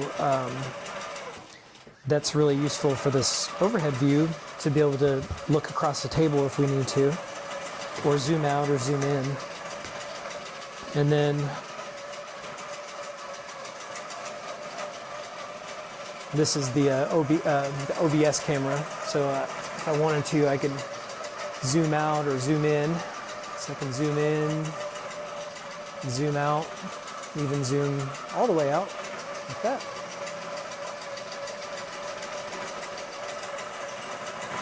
And then the other camera is this camera. It's a Razer Kaio Pro Ultra, and we use this behind Belle's sewing machine to capture the needle view really close up. It's pretty good. It was a cheaper, on the cheaper side. What I don't like about it is it doesn't keep zoom very well. So I wish it kept zoom better, but it's a really good webcam and does a really good job of capturing a good image. So yeah, that's our setup. And then we run our microphones are DJI that came with a pocket. And we run the microphones through the pocket camera. That pocket is amazing. I did all of Belle's videos using the pocket camera. The color is just amazing. Just really sharp picture and good focus, and just, man, takes really, really good video. For, I think it was $600, which, you know, it rivals some of those $1,000 plus, $2,000 even cameras. Those DSLR cameras. Yeah, and see, this one's the Logitech, so if I had something to, for instance, if I wanted to show something on camera here, it zooms in really well to where you can likely see the text and all the colors and everything. This is the Blissfield Solids sheet. You see how it keeps focus really well, so that's what I like about it.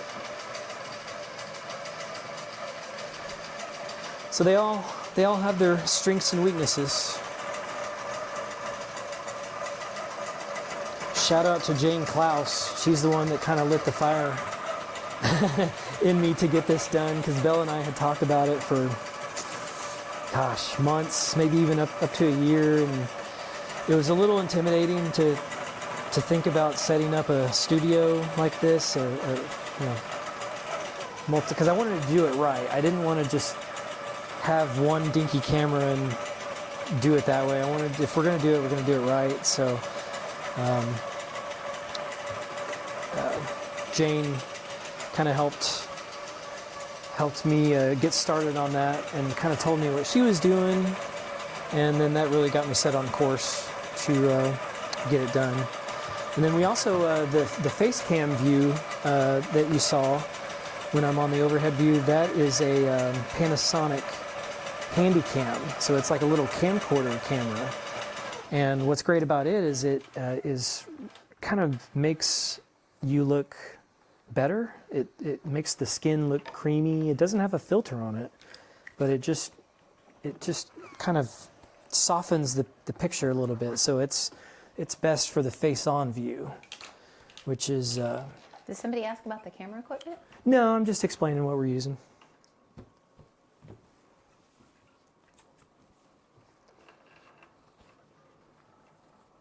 So the Panasonic is the face view here. It's a little handy cam, so it works pretty well.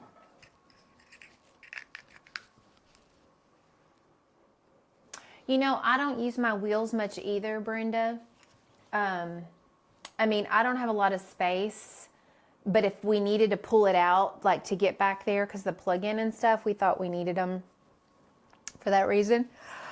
But otherwise, I don't roll mine out, really. But I thought, you know what, this frame is too heavy to try to move if we needed to, so we did do them.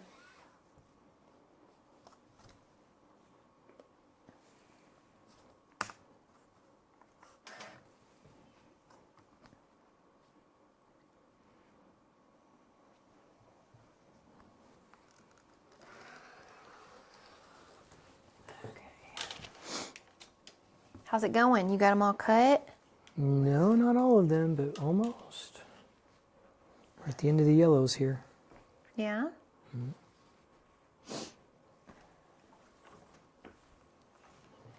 Getting her done. Well, the cutting, One less thing you'll have to do. the sub cutting is what takes the longest.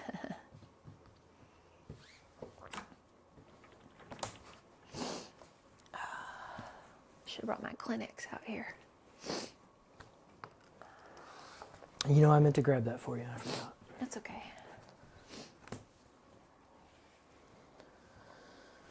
Okay. Okay. This is where, Sue, are you still on here?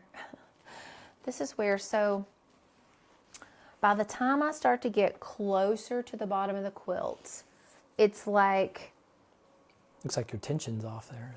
well, no, I don't have the, Oh, sorry, my not eyes engaged. are watering, I can't see. By the time I get towards the end of the quilt, with the rolling, it's like I can't completely roll it back like really, really far. You know, the quilt rolls up on the back bar, like it gets thicker and thicker and thicker. And so I have to be careful to try to understand how far to roll it back without hitting that bar. And that's where I get a little tripped up. Because, yeah, I can't roll that back anymore. This is where I get off with my nesting. This is why it's like I need someone to like be right here with me on this part, because I can't roll it back completely. So I can't roll it back, Sue, if you're still here. I can't roll this back all the way to the orange line anymore. Because if I do, it's going to hit the fabric rolled up on that back bar. So that's where I struggle a little bit.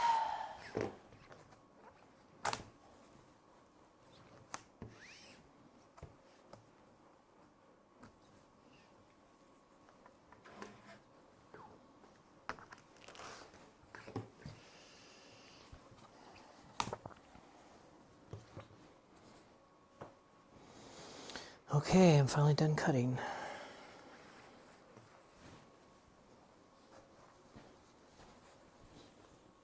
Got some pretty good scraps. Oh, good. Now you can I start mean, you using could use some of these Accuquilt. for the smaller ones. Huh? You could use some of these scraps for the smaller hexies. Yeah. You only use those for the... As long as they're 2.5 inches. If they're 2.5 inch scraps, I can use those. Yeah. Okay. They're like individual cuts, but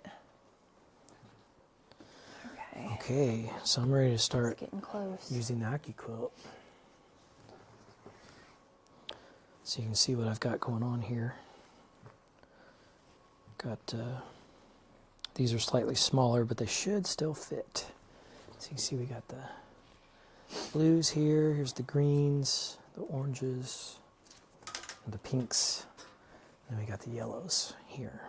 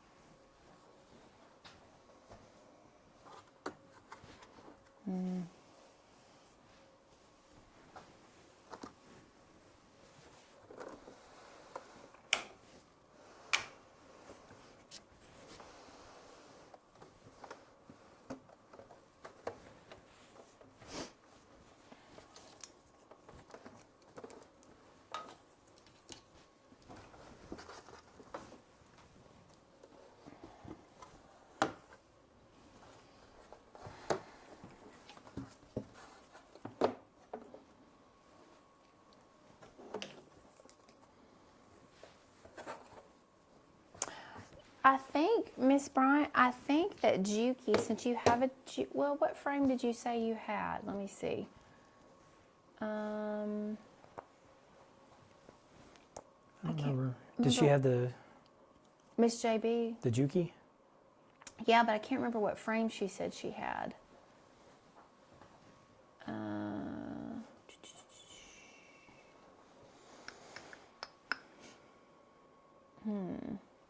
Well, I was going to say for wheels, you could get them from Juki if you've got a frame that was like what Juki had. I got my casters. Well, yeah, the casters from this one are from S&P, Sewing Machines Plus. But usually, whatever brand you have, they have on their website where you can order the casters. Like Handy Quilter, I ordered, because this King Quilter's made by Handy Quilter ultimately. They make this really nice light that goes over this long arm. It's amazing. It was a splurge, but I bought it. I think it was $500. And it's got the LED lighting that goes above it so I can see really well, which is important. Okay, I'm going to baste now. Looks like I've got 3 rows left. 3 rows, Belle.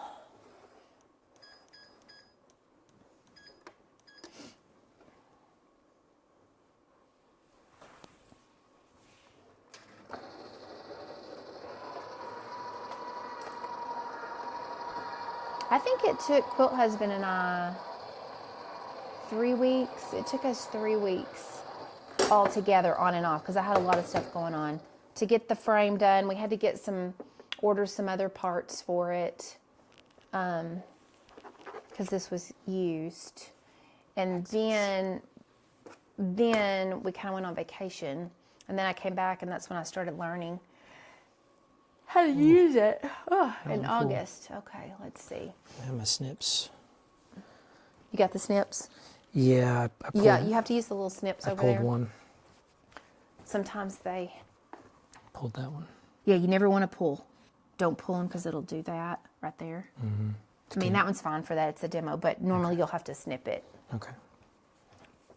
And a little trick, I'll show you a little trick. Whenever you put I should have showed you this.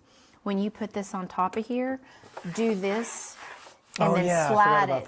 Do slide this and then you slide it off. Yeah. And then it shouldn't stick to that so badly. I remember that little step, little trick.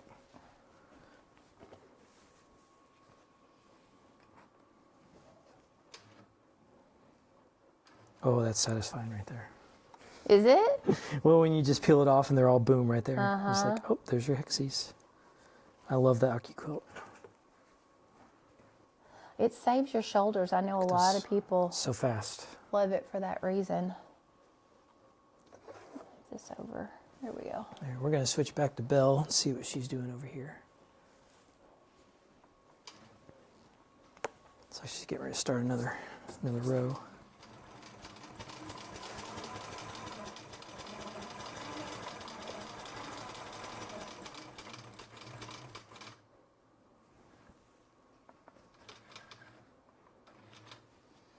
I'm basting the sides. This is why, because Chris, or Quilt Husband, was asking me, well, how long does it take? I'm like, well, it's about 15 minutes, kind of, a row. But then you have to baste the side. He's like, well, why does it kind of hurt your back sometimes? Like, well, I have to kind of bend over, you know, as you kind of cut some of this stuff. And then baste the side. So it really takes longer than 15 minutes for a pass for me.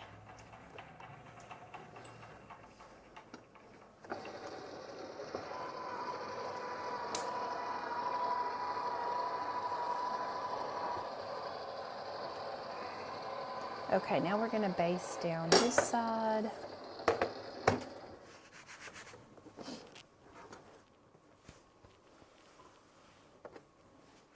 I know, so I used to hand cut those hexies with an acrylic template and a ruler. And I'm like, this is for the birds. So then when I found the 1-inch die Accuquilt had, where you can do 4 at a time, plus that die will let you cut your papers if you use papers. I actually use leave-in fusible stabilizer.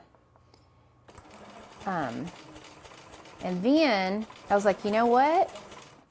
They need another shape, which is the jewel petal. So I launched the jewel petal die with Accuquilt in October of, I think it was 23, because I love that shape. I think that one's sitting over there. You might could show them the jewel petal one. Okay. But I'm probably not going to use the jewel petal for the demos at Quilt Con. Most people know how to do hexies, so just probably do that shape. That's why I'm having him cut those. Okay. Here's the jewel petal. See the kind of looks like a diamond. And you stitch 6 of those, and it makes the. I don't have my pillow out here, but. Okay, got that done. All right. Here we go. Make sure I nested this right.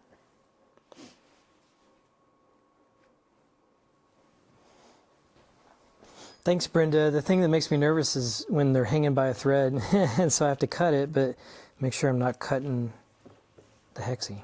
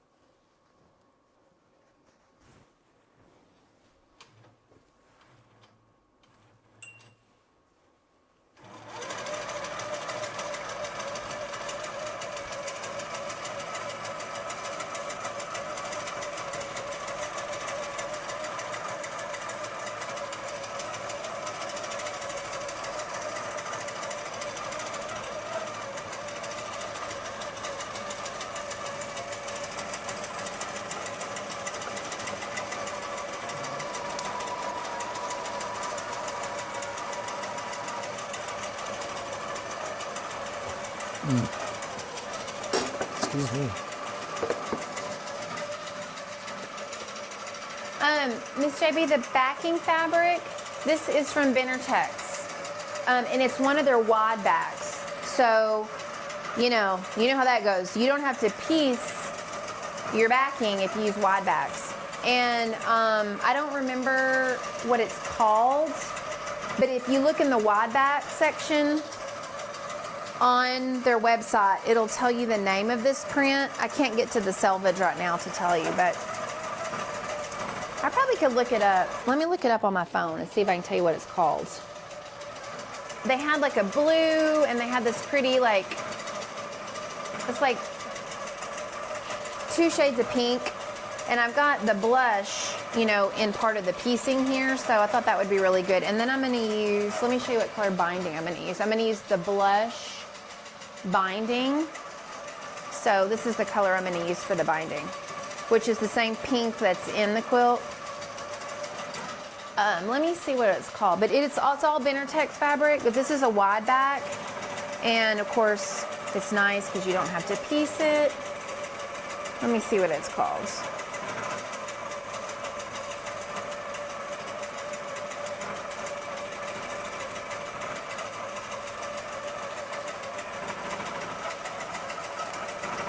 And let me see if it's something that's still in print. I got this.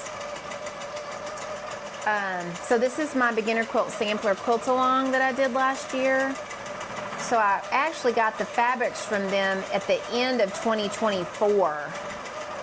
So let me see.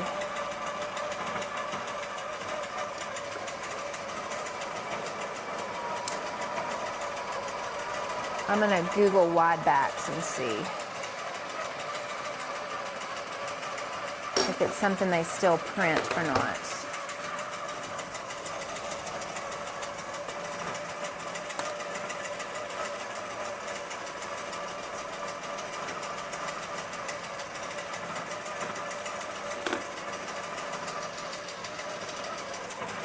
Oh, they do. Okay, they do. It's called Wide Wave Texture Rose. So if you want to take a screenshot, that is the wide back that I'm using. It's by Jackie Robinson. And then that's the SKU. And the collection is from Wave Texture. It's Wave Texture Wide. And it's one of their wide backs. And let me see, they've got a black one. So there's a black and gray. There's a red. Graphite. I gotta watch my quilt.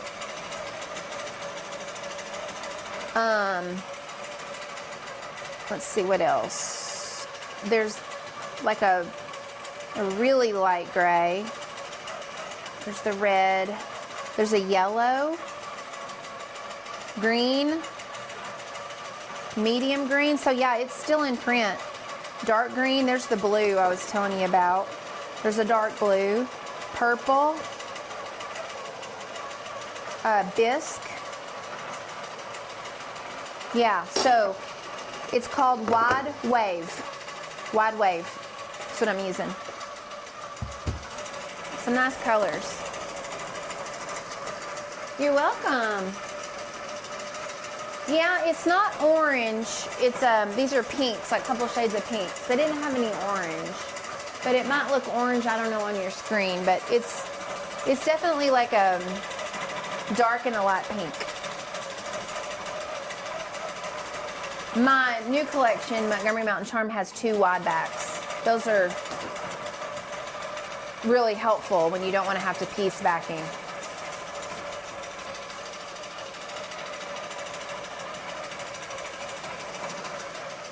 Okay. You can go over to you now.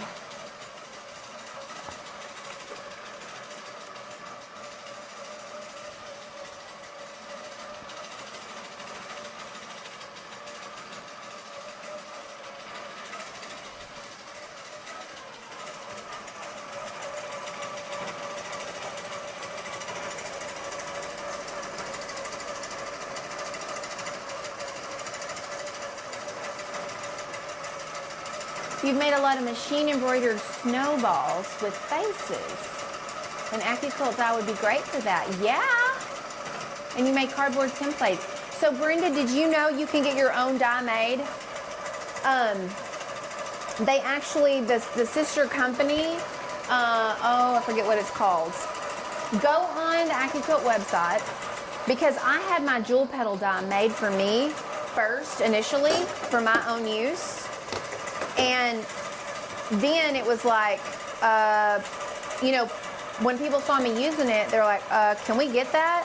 So that's when I approached Accuquilt and I said, hey, let's do a collaboration and launch this together. So you can have your own dies made. And I want to say it was about $100, which was a little pricey, but it's one I use all the time.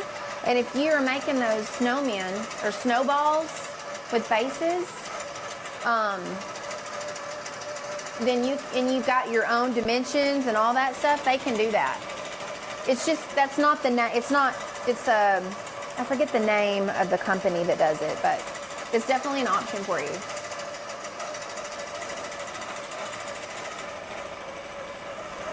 Okay, I'm out of thread. So we gotta change the bobbin. Thread break. It didn't really break. It was just time for another bobbin. So that's really nice with this pantograph, is that it doesn't take a ton of thread. So that's good. So I'm on my 3rd bobbin. I'll have to remember that for this particular one.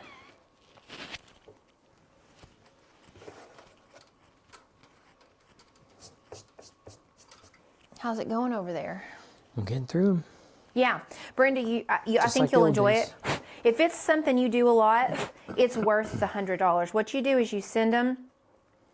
You have to like send them your dimensions. You have to kind of sketch it out to scale, and you know they'll send you back, and you approve the proof and all of that. And yeah, so that was how I learned about being able to like do my own.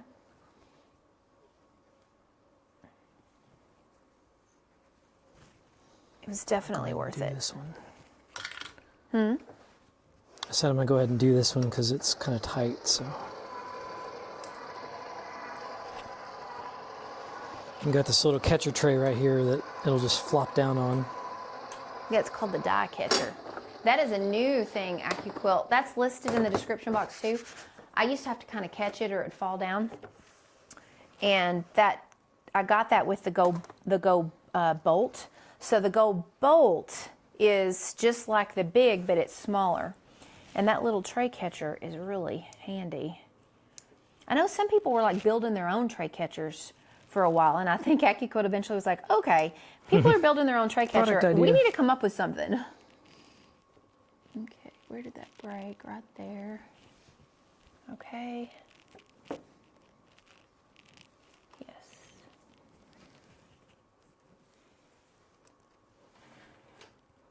Bring the thread up.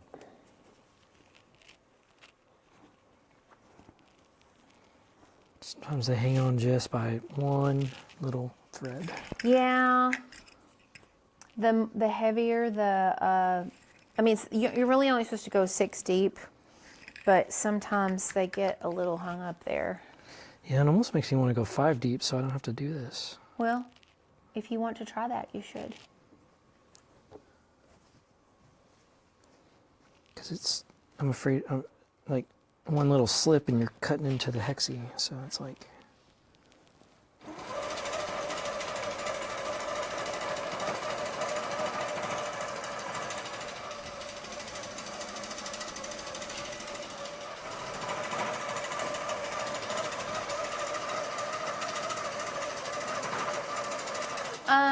So Barry,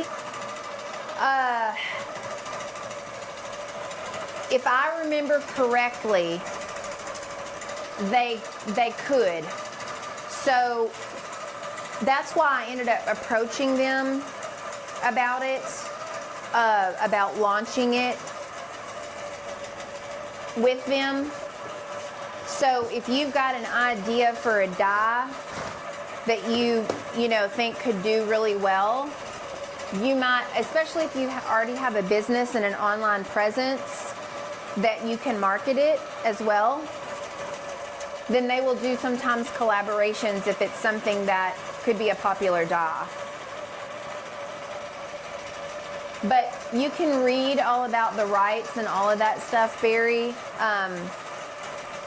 But I do believe that they can, but I don't 100%, don't quote me on that for sure. I wasn't worried about it because I was, you know, they were really great with working with me about it because I get royalties from the die, you know, up to a certain amount. So, yeah, it worked out really well. But you'll want to read, just go to the Accuquilt website because it'll say somewhere on there about custom dyes. I want to say it's on their site. I want to say it might be, is it Teak Brands? Teek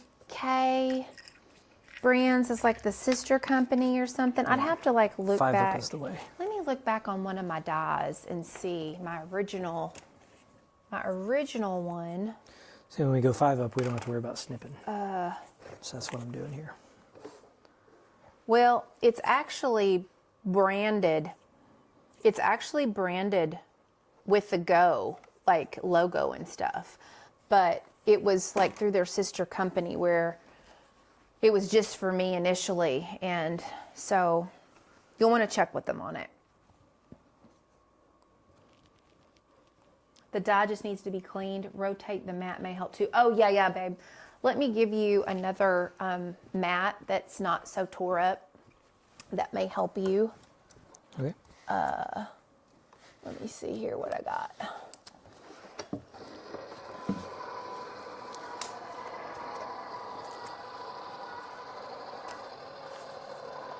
Let me see if I've got another one over here.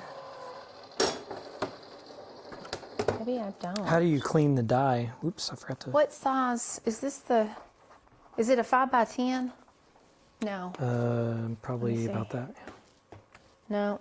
I think that one's. So move it around to where it's not hitting the exact same. Just like flip it over, or just don't put it in the same spot every time. Does that make sense? Sure. But I think I have some more up here somewhere. I don't.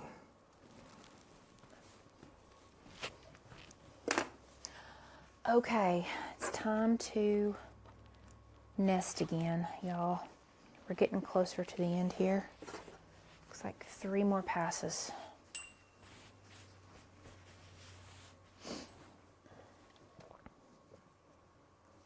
Okay, Brenda says she cleans her die with a lint roller and a die pick. Yeah, I've got the die pick, So you and I just also use the end of my snips to stick it in where the Yeah, razor you blade just is. stick these snips here. Or I mean, it's snips. cutting fine. Okay. I cut 5. I mean, it's okay. just with 6 you get those one little strings Yeah, that the little don't. stragglers. Yeah, I mean it was that way on your brand new one too. Nest. So it's cutting okay.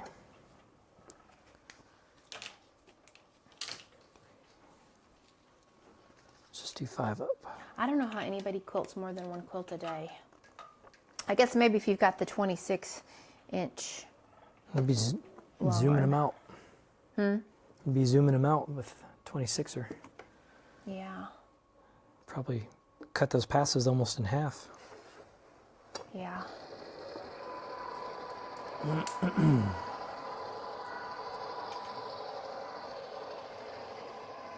Okay. Roll the quilt. Check on the battery life of the camera, see how we're doing over there. Looks like we've got 32%, still doing good. The pocket seems to go through the battery the fastest, Yeah. because it's the most mechanically intensive. Hey, will you come over here and look on my screen and tell me when the blue bar is even with my orange bar? And that's when I know to stop rolling it.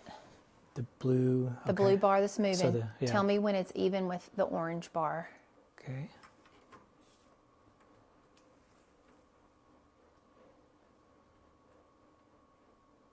Getting real close. Just one more. Right there.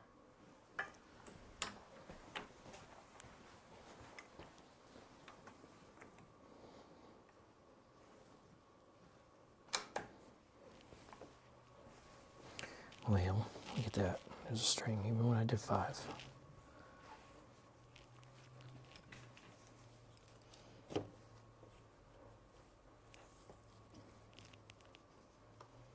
There we Brenda go. said she's also uses a piece of cardboard, like a notebook cover, on top of the die if it's not cutting well. Huh? Oh, that just adds more pressure, more pressure to the Oh. more friction. Brenda knows her stuff. Yeah, she's got a little improvisation. I've got a ton of dies, but I mainly use the EPP ones, mainly at all because these for my scraps, I cut all my scraps into EPP shapes or sometimes into 2.5-inch squares, pretty much. But I've got like a whole rolling cart over there of dies. Like when I first, to be honest, when I first started my business, we needed a tax write-off. So I bought the whole Accuquilt system and all these dies. And I also used the Drunkard's Path. That's a really good one, the Drunkard's Path die. And then I got the, recently I got the double wedding ring because I'm making a project out of my next fabric collection, which those of you that are Threadmaster members, y'all got access to that special video only of getting to see my next fabric collections like 6 months in advance before anybody else does. So I have a project that I'm going to be making with that. Okay, that's to the nesting spot. Okay. Brenda, that's a swell idea to put a piece of cardboard on there. That's a great idea. Place. Did you do it? Did you put a cardboard on it? No, but I think that's. Yeah, it's a It's great like idea. if you used like the back of a notebook or a little notepad. Brenda's the one also that told you to take a photo She told me to take of the your photo. cat bed, and sure enough, we ended up needing We needed that. it because that. We both were laughing today about it. We're like, yeah, thanks to Brenda for telling us to take a picture. Yeah, I would have been lost. The hardest part I've experienced is both aligning, like when you make them butt up together, and then keeping your pattern, your color layout straight that you intended. That's been the hardest part for me so far.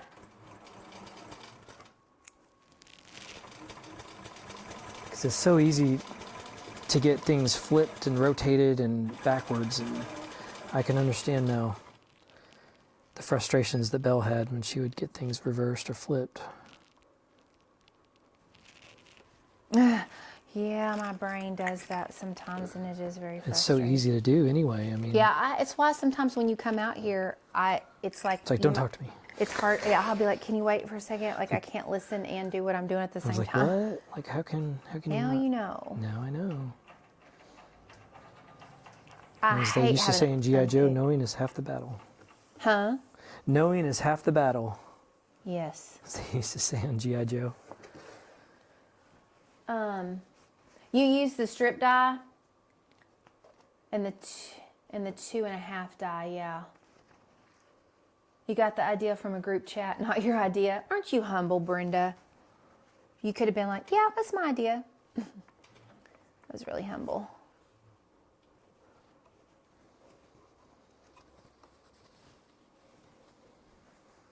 So, I'm curious to know, for those of y'all that have hung in here this long, what do you love about live shows and what do you not like about live shows? I really want to hear y'all's opinion. You know, I just started all these lives in April, so we're not even at a full year yet.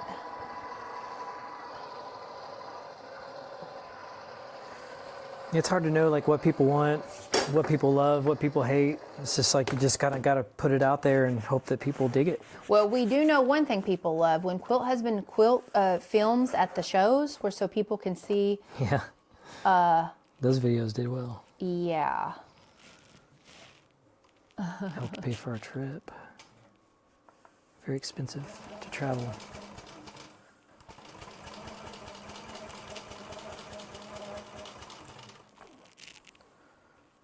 And we've got a lot invested in this studio too. Just all the cameras and everything are expensive. We have a lot invested in the studio too, and in our equipment. Yeah. Everything Well, is just expensive. Yeah, that's why I have to pick have to decide which things to go to and which not, because Yep. the trade shows you don't really, it's like I don't sell stuff at the trade shows. I market stuff that's bought by quilt shops. So you don't really make any money at those. At Quilt Con though, I'll be selling my patterns. I'll have my patterns there for $10 instead of normally they're $14. And all my patterns, as y'all know or should know, come with video tutorials. So I cater towards visual learners because I'm a visual learner. So I'll have some of my patterns there. My alphabet and number clips will be there, and they're all discounted when they're live or at in-person shows. Okay, that's all down. Okay, here we go. I'm getting ready to do another row, babe. Okay. Trying to get these Camera. hexies separated. It's the last of the blues. We're getting there, fam. We're getting there. All the blues here. Look at that stack of blues. There. How about Okay, that? here we go. I love this thing. You like it? Oh yeah, it's just, I mean, it The makes, Accuquilt? yeah. Isn't it nice how perfectly they're now? I used to have to use a rotary cutter and an acrylic ruler to cut all those. I mean, that takes the joy out of it right there. Oh, at that least would take for me. forever. Yeah, it did. Gosh, I can't imagine. No, thank you. Yeah. I've got I've actually got 2 of the jewel petal dies. So far they still work good. I haven't had to replace them. Okay, did I pull up the bobbin thread? Yeah, I did. Okay, here we go. 2 more rows after this, or 1 more row after this one, babe. Almost there. Almost there. You hear water running. I'm filling up my cup. I drink a lot of water. Belle and I both do. Try to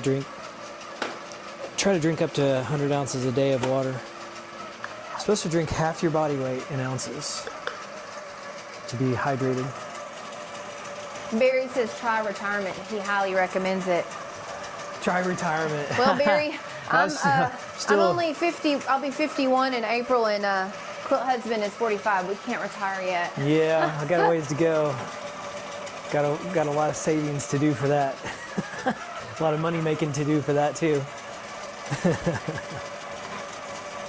But you know, what I do for business, I could do, even well into my old age, just because it's, as long as I can use a computer, I can get business done. So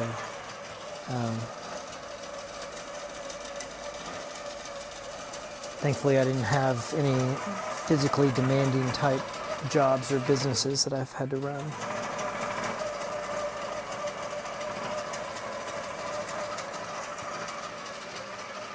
Okay, Brenda says she likes the chatting, and she likes learning from watching others, and during lives it's easy to ask questions. Yeah, a lot of people that are on YouTube that follow me or tune in are retired. I mean, you got more time, and the kids are all grown, and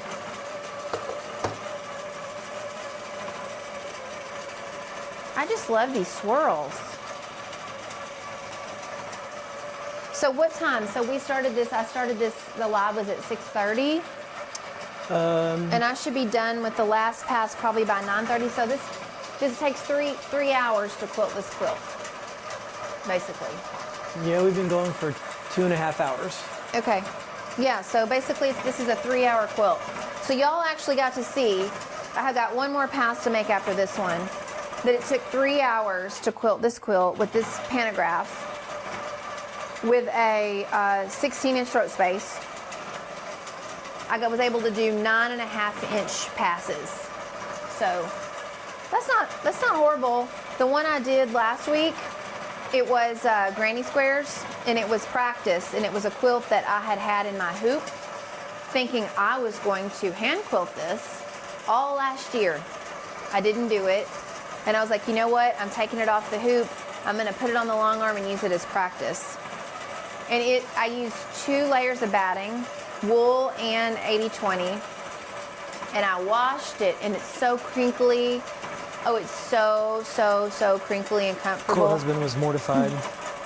Huh? Quilt Husband was mortified to wash it.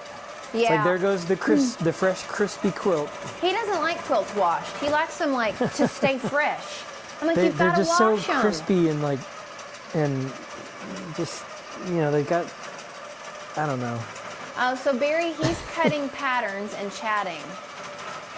What do you mean you're cutting patterns? You're cutting fabric, Barry? He says he doesn't feel so alone in a 10-by-10 room listening to people. That's what a lot of people join lives, because it's like your friends are with you. You're all hanging out while everybody's sewing.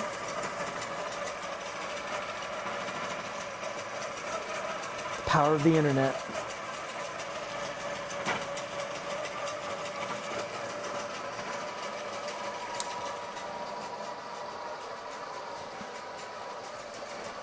Okay, it's back on you.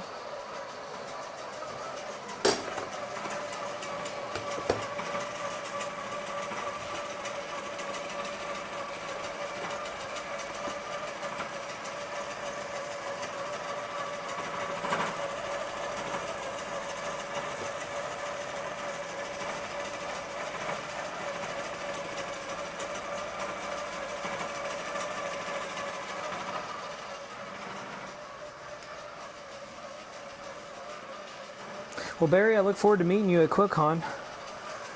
Hopefully Yeah, I'll be tell them to around come by the in Belle. Benartex booth. Yeah, come by the Benartex booth. I don't know if I'll be there. I might be out filming, but you'll definitely get to meet Belle.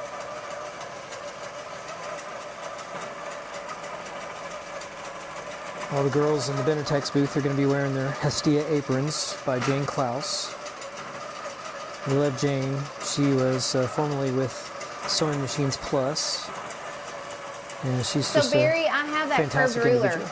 I've got that curved ruler you just were talking about from So Kind of Wonderful. I've never used it, but it's a pretty cool ruler from what I've watched about it.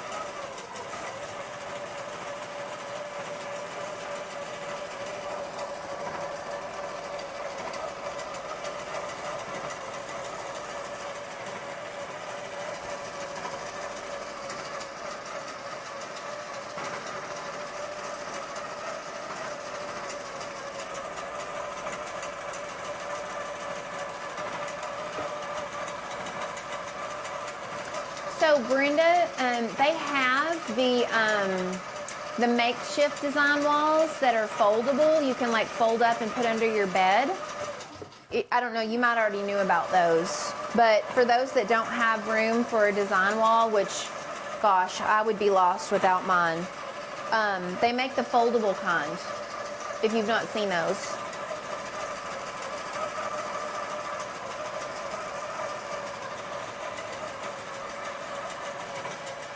So these shoes have been comfortable to stand in for 3 hours. Have they? Yeah. Good. I put my name. Huh? No. Backside?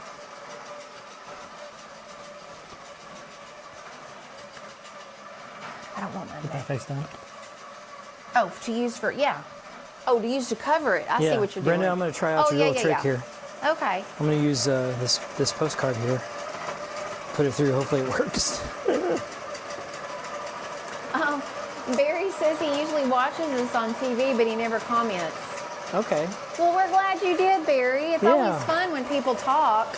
Yeah, we always love seeing new faces in here, new names and faces. Yeah, we can see your little face and your little icon. So if you've still got the goatee or the beard, we'll recognize you at Quilt Con if you come by. I'll be at the Benartex booth Thursday, Friday, and Saturday. And I have demos each day. Let me see. Thursday, I have a demo at 12, Friday at 3, and Saturday at 11. So I'll for sure be there during those times. And then other times too, but I kind of will go and meander and see other people too, but I'll be there in the booth quite a bit.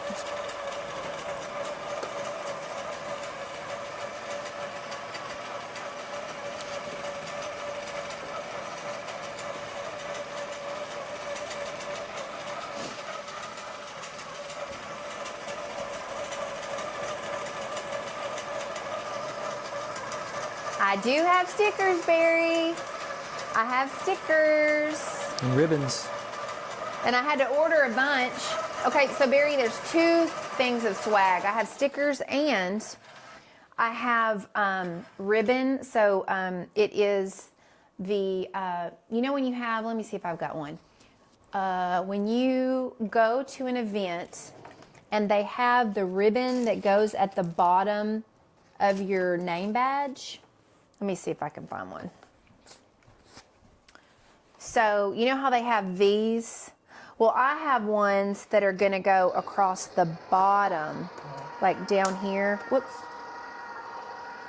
It's got the view on you. Let me show Barry what I'm talking about. So Barry, these banners. So I've got some coming that are going to, people that come by that have their badges, they stick to the back.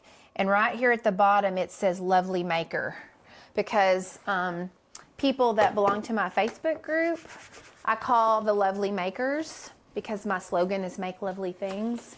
So you'll get a sticker and you can add a little ribbon to the bottom of your name badge that says Lovely Maker. Because you guys are lovely makers, making lovely things. Brenda. Hey, Hope You're Bird. awesome, Brenda. Hope Bird Sewing Bird Creations. So is it Hope? Hope, is that your first name? We're glad you're here. We're glad you joined us. We are just doing, well, I'm quilting a quilt, this is a new pattern that's on my website, but it's also practice to quilt 2 quilts that are going to be hanging at the booth at Quilt Con. And then Quilt Husband is cutting EPP shapes for me for my demo I'm doing in the Benartex booth with my Blissfield Solids collection curated bundle. So we thought, you know what, we're just going to go live and you guys will all hang out together while we're working. And Brenda, thank you so much for this postcard tip. Did you do it? Yeah, it works. It works? Yeah. You do 6 flawlessly. Brenda has saved your tail twice now. Brenda, yeah, And Brenda won Brenda's the my best prize. friend. We did a drawing. I do drawings for free pre-prizes and stuff sometimes, and we did one last show, and she won one of my patterns. Well deserved. We're glad you won, Brenda, because you helped with that whole make sure you take a picture thing. Okay, so that one's done. Now I'm gonna have to nest. Last row, y'all.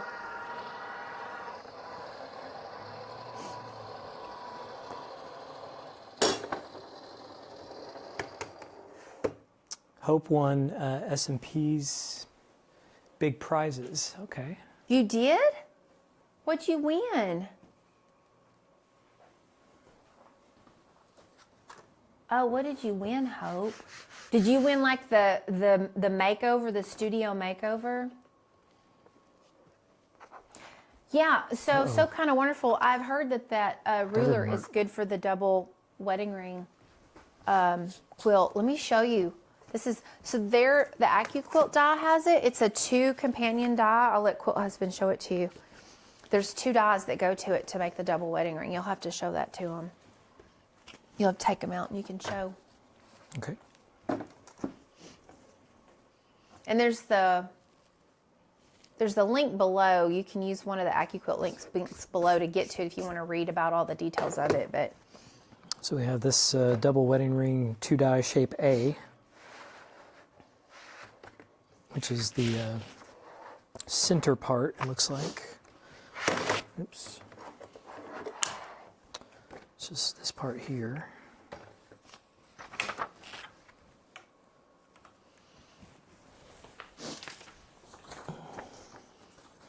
can you tell me Nice where and the fresh. line is again?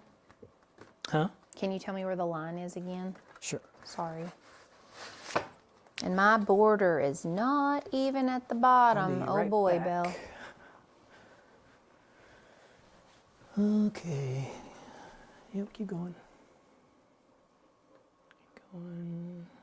Almost there. About 2 more clicks. I don't think I can go 1 back. more. Right there. Oh, back one. Okay, let me see what happens when I move this one. Does that move it? Yep. You're right on it. Okay, can lock it. Good, thank you. Lock it in. Nice. Okay. Let's see how we're doing on battery here. Last row. Okay. And are you almost done cutting all those? 22%. I still have the yellows, but yeah, we're almost there. Because this will take me like 15. Now that I'm doing 6 up, thanks to Brenda. I told you to do 6. Well, yeah, but I have to snip Oh, them. the cardboard. Yeah, Brenda's saving the Yeah, day that- with the then cardboard. it just comes right off and- Yeah. It's nice and Yay for Brenda. Nice.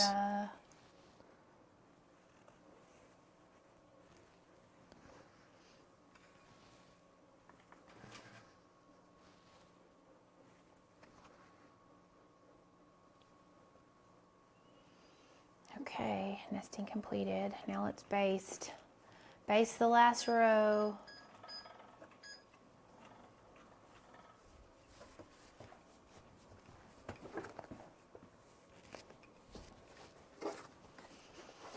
Okay, home stretch. The part though I get nervous about my bottom. The bottom of this is not like exactly square. So here's to hoping. This is not going to be a straight line at the bottom. Like, maybe I can. It is not straight at the bottom, y'all. gonna baste it here.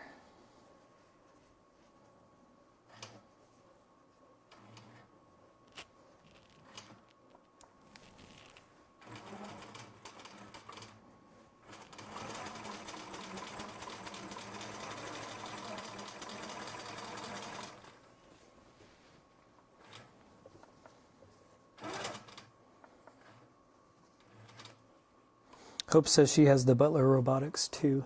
Oh, you do? Oh, so what all do you have, Hope? We've all been trading what size frames we have, what machines we have, and Sue, who's on, she has the Butler as well. I've got the Ruby, and I just got it this summer, the end of summer, and I've slowly been learning to use it between all the other things I do. So it's not like I get to use it every week. Plus, I've got to have like quilt tops to quilt. So it's taken me a little longer, but it's a pretty easy system. I just struggle a little bit sometimes with a little bit of the nesting at times.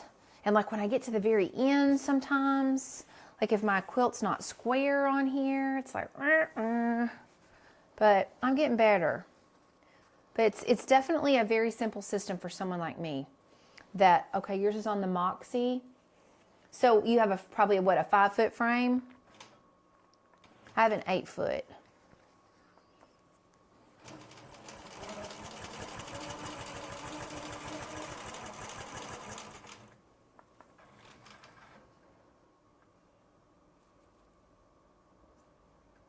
I have the QCT6, so I adjust to the end of the quilt. Well, I'm getting ready to sew a basting stitch at the bottom, and I don't think it's going to be very even because I don't have the quilt, like the bottom border is not square. So I'm going to have to do the best I can with this. Like doing the bottom sometimes is a little tricky. I think I'm not going to do my channel locks. That way if I need to move it a little bit, my line, I can. Got that tight enough? Yeah. Okay, let's see if I can do this without it buckling. Oof, this is where I get nervous. Get nervous. You could do it.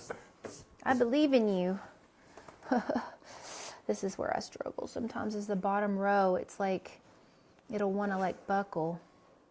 Maybe if I go fast.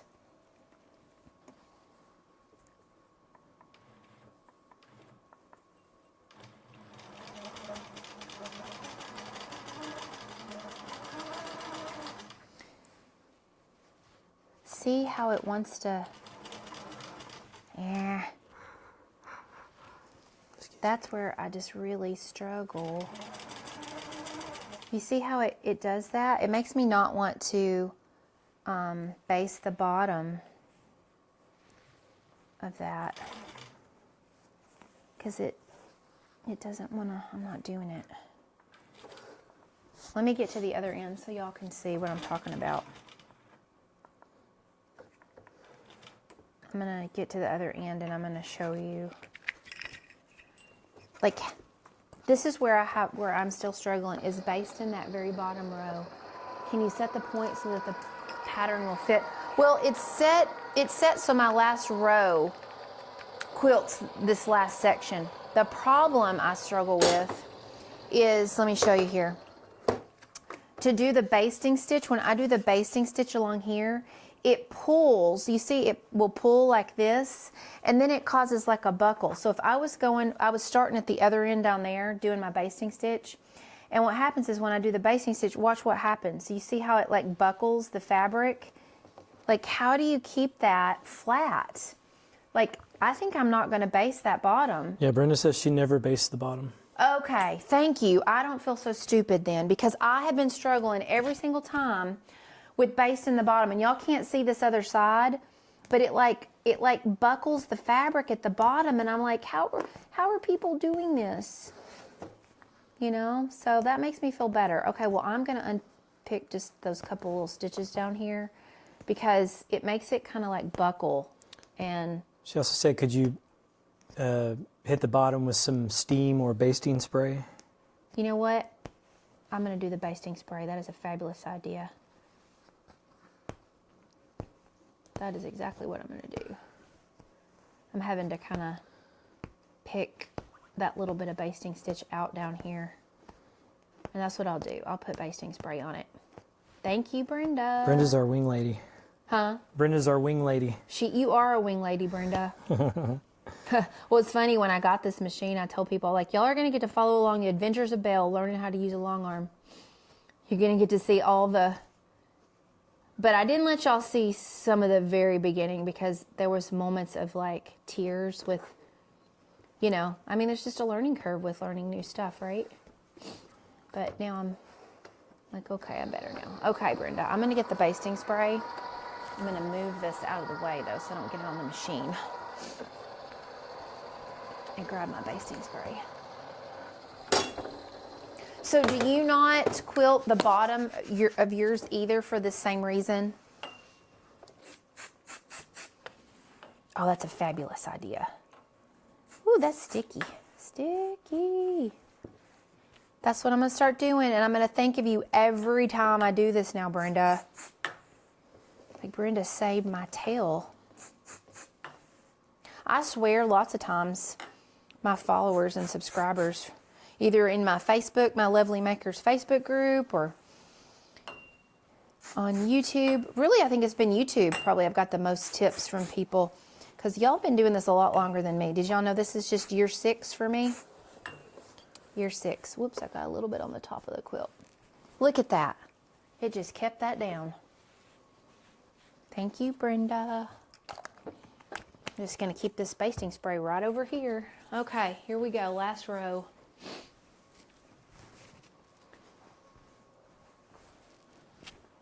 Okay, so Brenda said yes, that's why she doesn't base the bottom.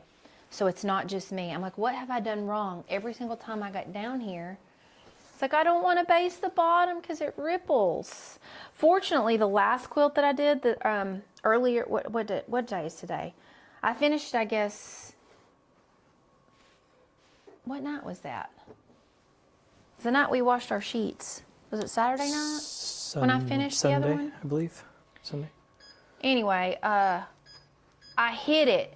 So the buckling that happened down here, Brenda, the binding covered it, thankfully. And then when I washed it, of course, everything was really crinkly. But, you know, this is like, this will be in trunk shows. This quilt will, like when I go to the guilds and I take my quilts that are like the cover quilts, and this one is. So, basting spray.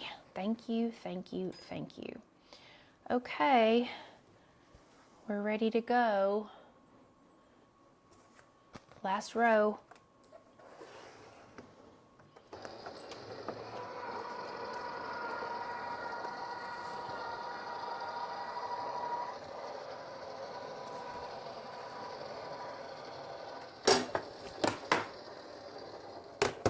Miss JB said start in the middle and work out. Start in the middle. And work out. Oh, you know what? That's what I tell people to do with drawing the diagonal line on their fabric squares. I can see how that concept might work. I might have to try that on a different one. Let's see how it works with the basting. Here we go. This is the last row.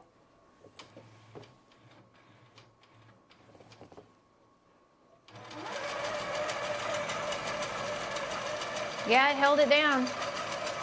Yay!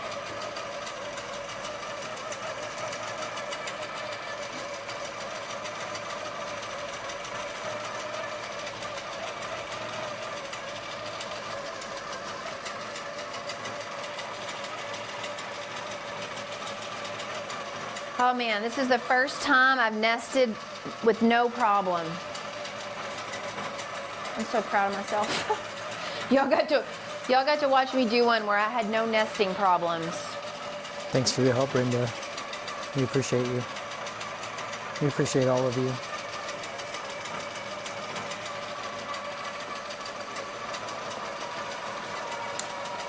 You're making my life easier over here too, because I'm hitting the 6 up without any snipping. Thanks to the postcard.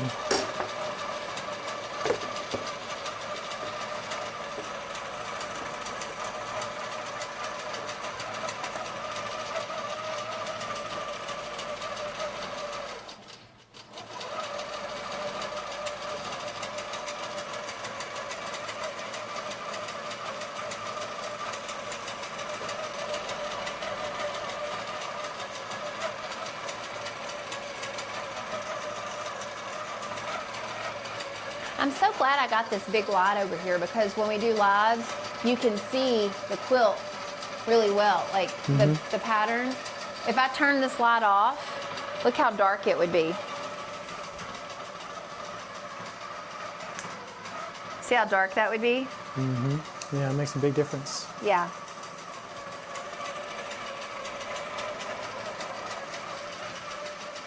Yeah. I sewed a strip of fabric on the top and bottom like a leader and it did help. Okay. Yeah, fingers crossed. The rest of this row. Yeah, that basting spray works. That's what I'm probably gonna do, I think. Just have to make sure I don't get it on my needle and the machine and stuff, you know. And then I'll try what Miss Bryant suggested about starting from the middle and then basting out. I might try that and see. I don't want it to buckle, so we'll see what works best. Thanks for the ideas, y'all.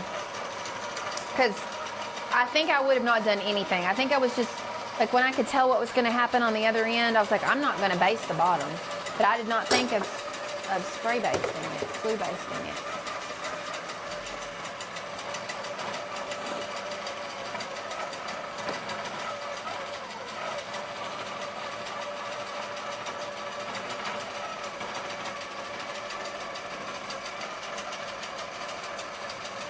Looks like we're going to be finishing up right about the same time.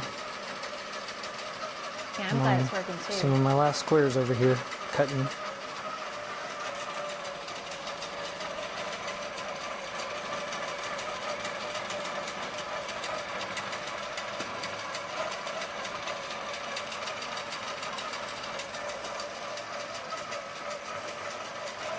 Well, it's stitching off a little, but that didn't bother me. I think there is a way, Miss JB, to make it where it ends exactly like the way I programmed it. I plugged in that it was 69 inches long, and it calculated that it would take exactly 8 passes to get to the very end of the quilt. But there might have been some like shrinkage, or I don't know, if I didn't have it like probably completely square, or maybe I didn't roll the quilt 100% exactly back. I don't know, but it didn't bother me that it's quilting off the edge. I just don't want like extra space like this where it didn't quilt. But I did learn how to use the cropping feature the other day. I got online with on a Zoom call with Aubrey. She's a trainer there with Butler, and she helped me with the cropping feature. So yeah, I'm just kind of learning as I go.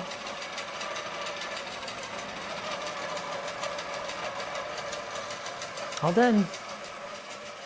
Okay. Well, I'm almost done too. It's like almost to the very Check end. out That was these good timing. hexies, quilty friends. All Yeah. those hexies. Okay, that'll be plenty for the demo. And stacks of hexies. Are they in their own color families? You've got them in their Yep. color families? Yep, So I didn't have much baby blue, huh? Well, you had less yellow of all. Huh. Less yellow, less green. Okay. Yeah, not a lot of the light blues. This color. I might need to do some more at some point to make it a little more even so I don't run out of one color. I may have to do that.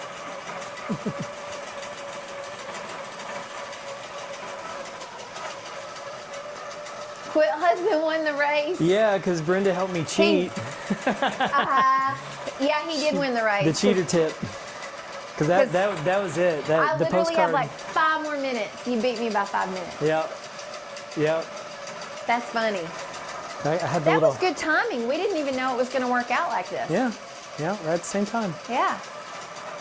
Well, the postcard trick really helped because I was able Yeah, to do 6 so up with no snipping. So Brenda that was it. saved the day with the postcard trick.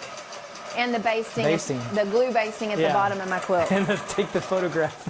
And well, that was from a couple of shows ago. Yeah. Yes, Okay, Barry, Barry, we'll well, see you in 2 weeks, okay? We're glad you chimed in. Yeah, thanks for tuning in tonight. We appreciate you and hope to see you back again. And Thanks. I think we'll definitely have at least one more show. Hey, we got some creative cats. Creative cats? Yeah, she's Okay. like, bravo. Thanks for cheering us on, y'all. We'll see if I can rope him into helping me with anything else. Yeah, we'll have at least a couple more shows before Quilt Con, I think. Yeah, he'll be on. So Quilt Husband learns to sew Saturday. Saturday. He'll be on Saturday at 2. And then the Saturday after that. And then I have the Fat Quarter by the Dozen quilt along on the Sunday the 15th at 3. So we'll for sure have 3 more lives. But who knows? There could be another impromptu one like this one. So here's what I'm working on for Quilt Husband Learns to Sew. We're making a cat bed. So I'm making a bed from our cat, and we're going to put wool batting in it. And remembering how these things go is the trick. Something like this. No, it's not like that. But anyway, this is kind of what it's going to look like. But I've sewn all these together so far. That's been my learning to sew experience. You see, I didn't get all of them properly, but according to Belle, it should still work. So that's what we're doing. So the next episode, I'll be sewing all these together. I'll have to reference my picture to remember how they all how they go together, because I don't remember. Something like this. Something like that. So we'll be here on Saturday. Hey, I'll have to unroll the quilt in front of them so they can see it. Okay. Thanks, Brenda. Thanks, Miss Bye, y'all. J. Bryant. We appreciate you. That's okay. We can shut it down. Huh? We can shut it down. No, we're good. We can finish it out. I'll unroll it. I'm going to unroll the quilt. It's almost done. Okay, we'll show you the end result here. Here we go. We'll check the battery. Last stitch. I did it. I did it with no problems. You did it. Yay, Belle. We got 14%. We're good. We got time. Okay, I'm going to unroll it. We'll have to change the view over here. We're going to use every ounce of battery. And I'm going to unroll it. Let me cut the Our thread. microphones are still holding up. Yep. Nice. Now we know we can go for, how long do we go? 3 hours. We got 3 hours Yeah. in, yeah. I think we can push almost to 4, I think. I think 3.5 is our longest. Okay, you know what you should do? What we You should done? move the pocket back here where they can see it when I unroll this. We'll have Quilt Husband move the camera. If y'all can handle whiplash. I'll switch camera view so we don't have to experience the whiplash. So I'll be right back, y'all. You're going to see an empty screen there.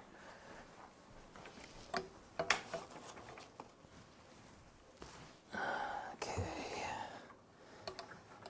Very carefully. I'm going to take this off. I use So Tight's Magnum magnets instead of pins to put my backing and quilt top on my frame, and oh my goodness, it is just amazing. Okay, you're on. Okay. Can you see it? Okay, I'm gonna unroll it. Okay. You'll have to probably, I have to unroll it and you have to kind of pull it down. Okay. So as I unroll it, pull it over. There we go. Oh my gosh, this was such a relief to do. Pull it all the way down. Just pull it all the way down. It's my first relief to do one without, hang on, let me keep rolling it, without any problems. Like I followed all the Scroll down instructions. There we go. Okay, pull it. Well, You got your magnets on it. yeah, I've got my magnets on it. I'll go ahead and take them off. So Tight's Magnum. I use the Magnums, Big y'all. dogs. And These are powerful. oh yeah, they're huge, powerful.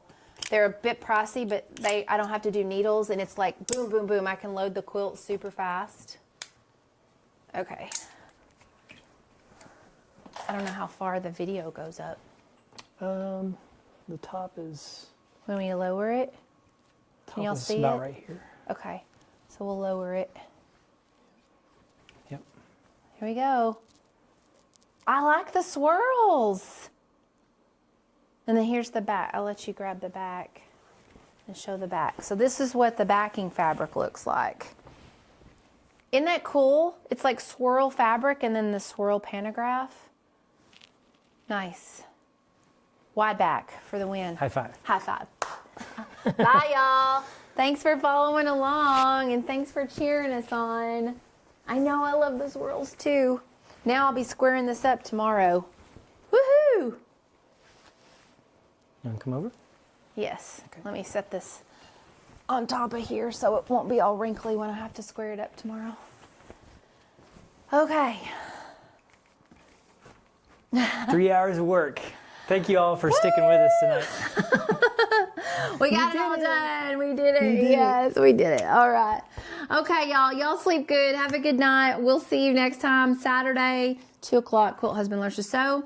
He's going to finish sewing his rows on his cat bed. I'm going to show him how to layer his little mini quilt cat bed, baste it, and then quilt it. So that's what's going to go on for Saturday. Okay. All right, quilty friends. Until next time. Make lovely things. Bye. Night, y'all.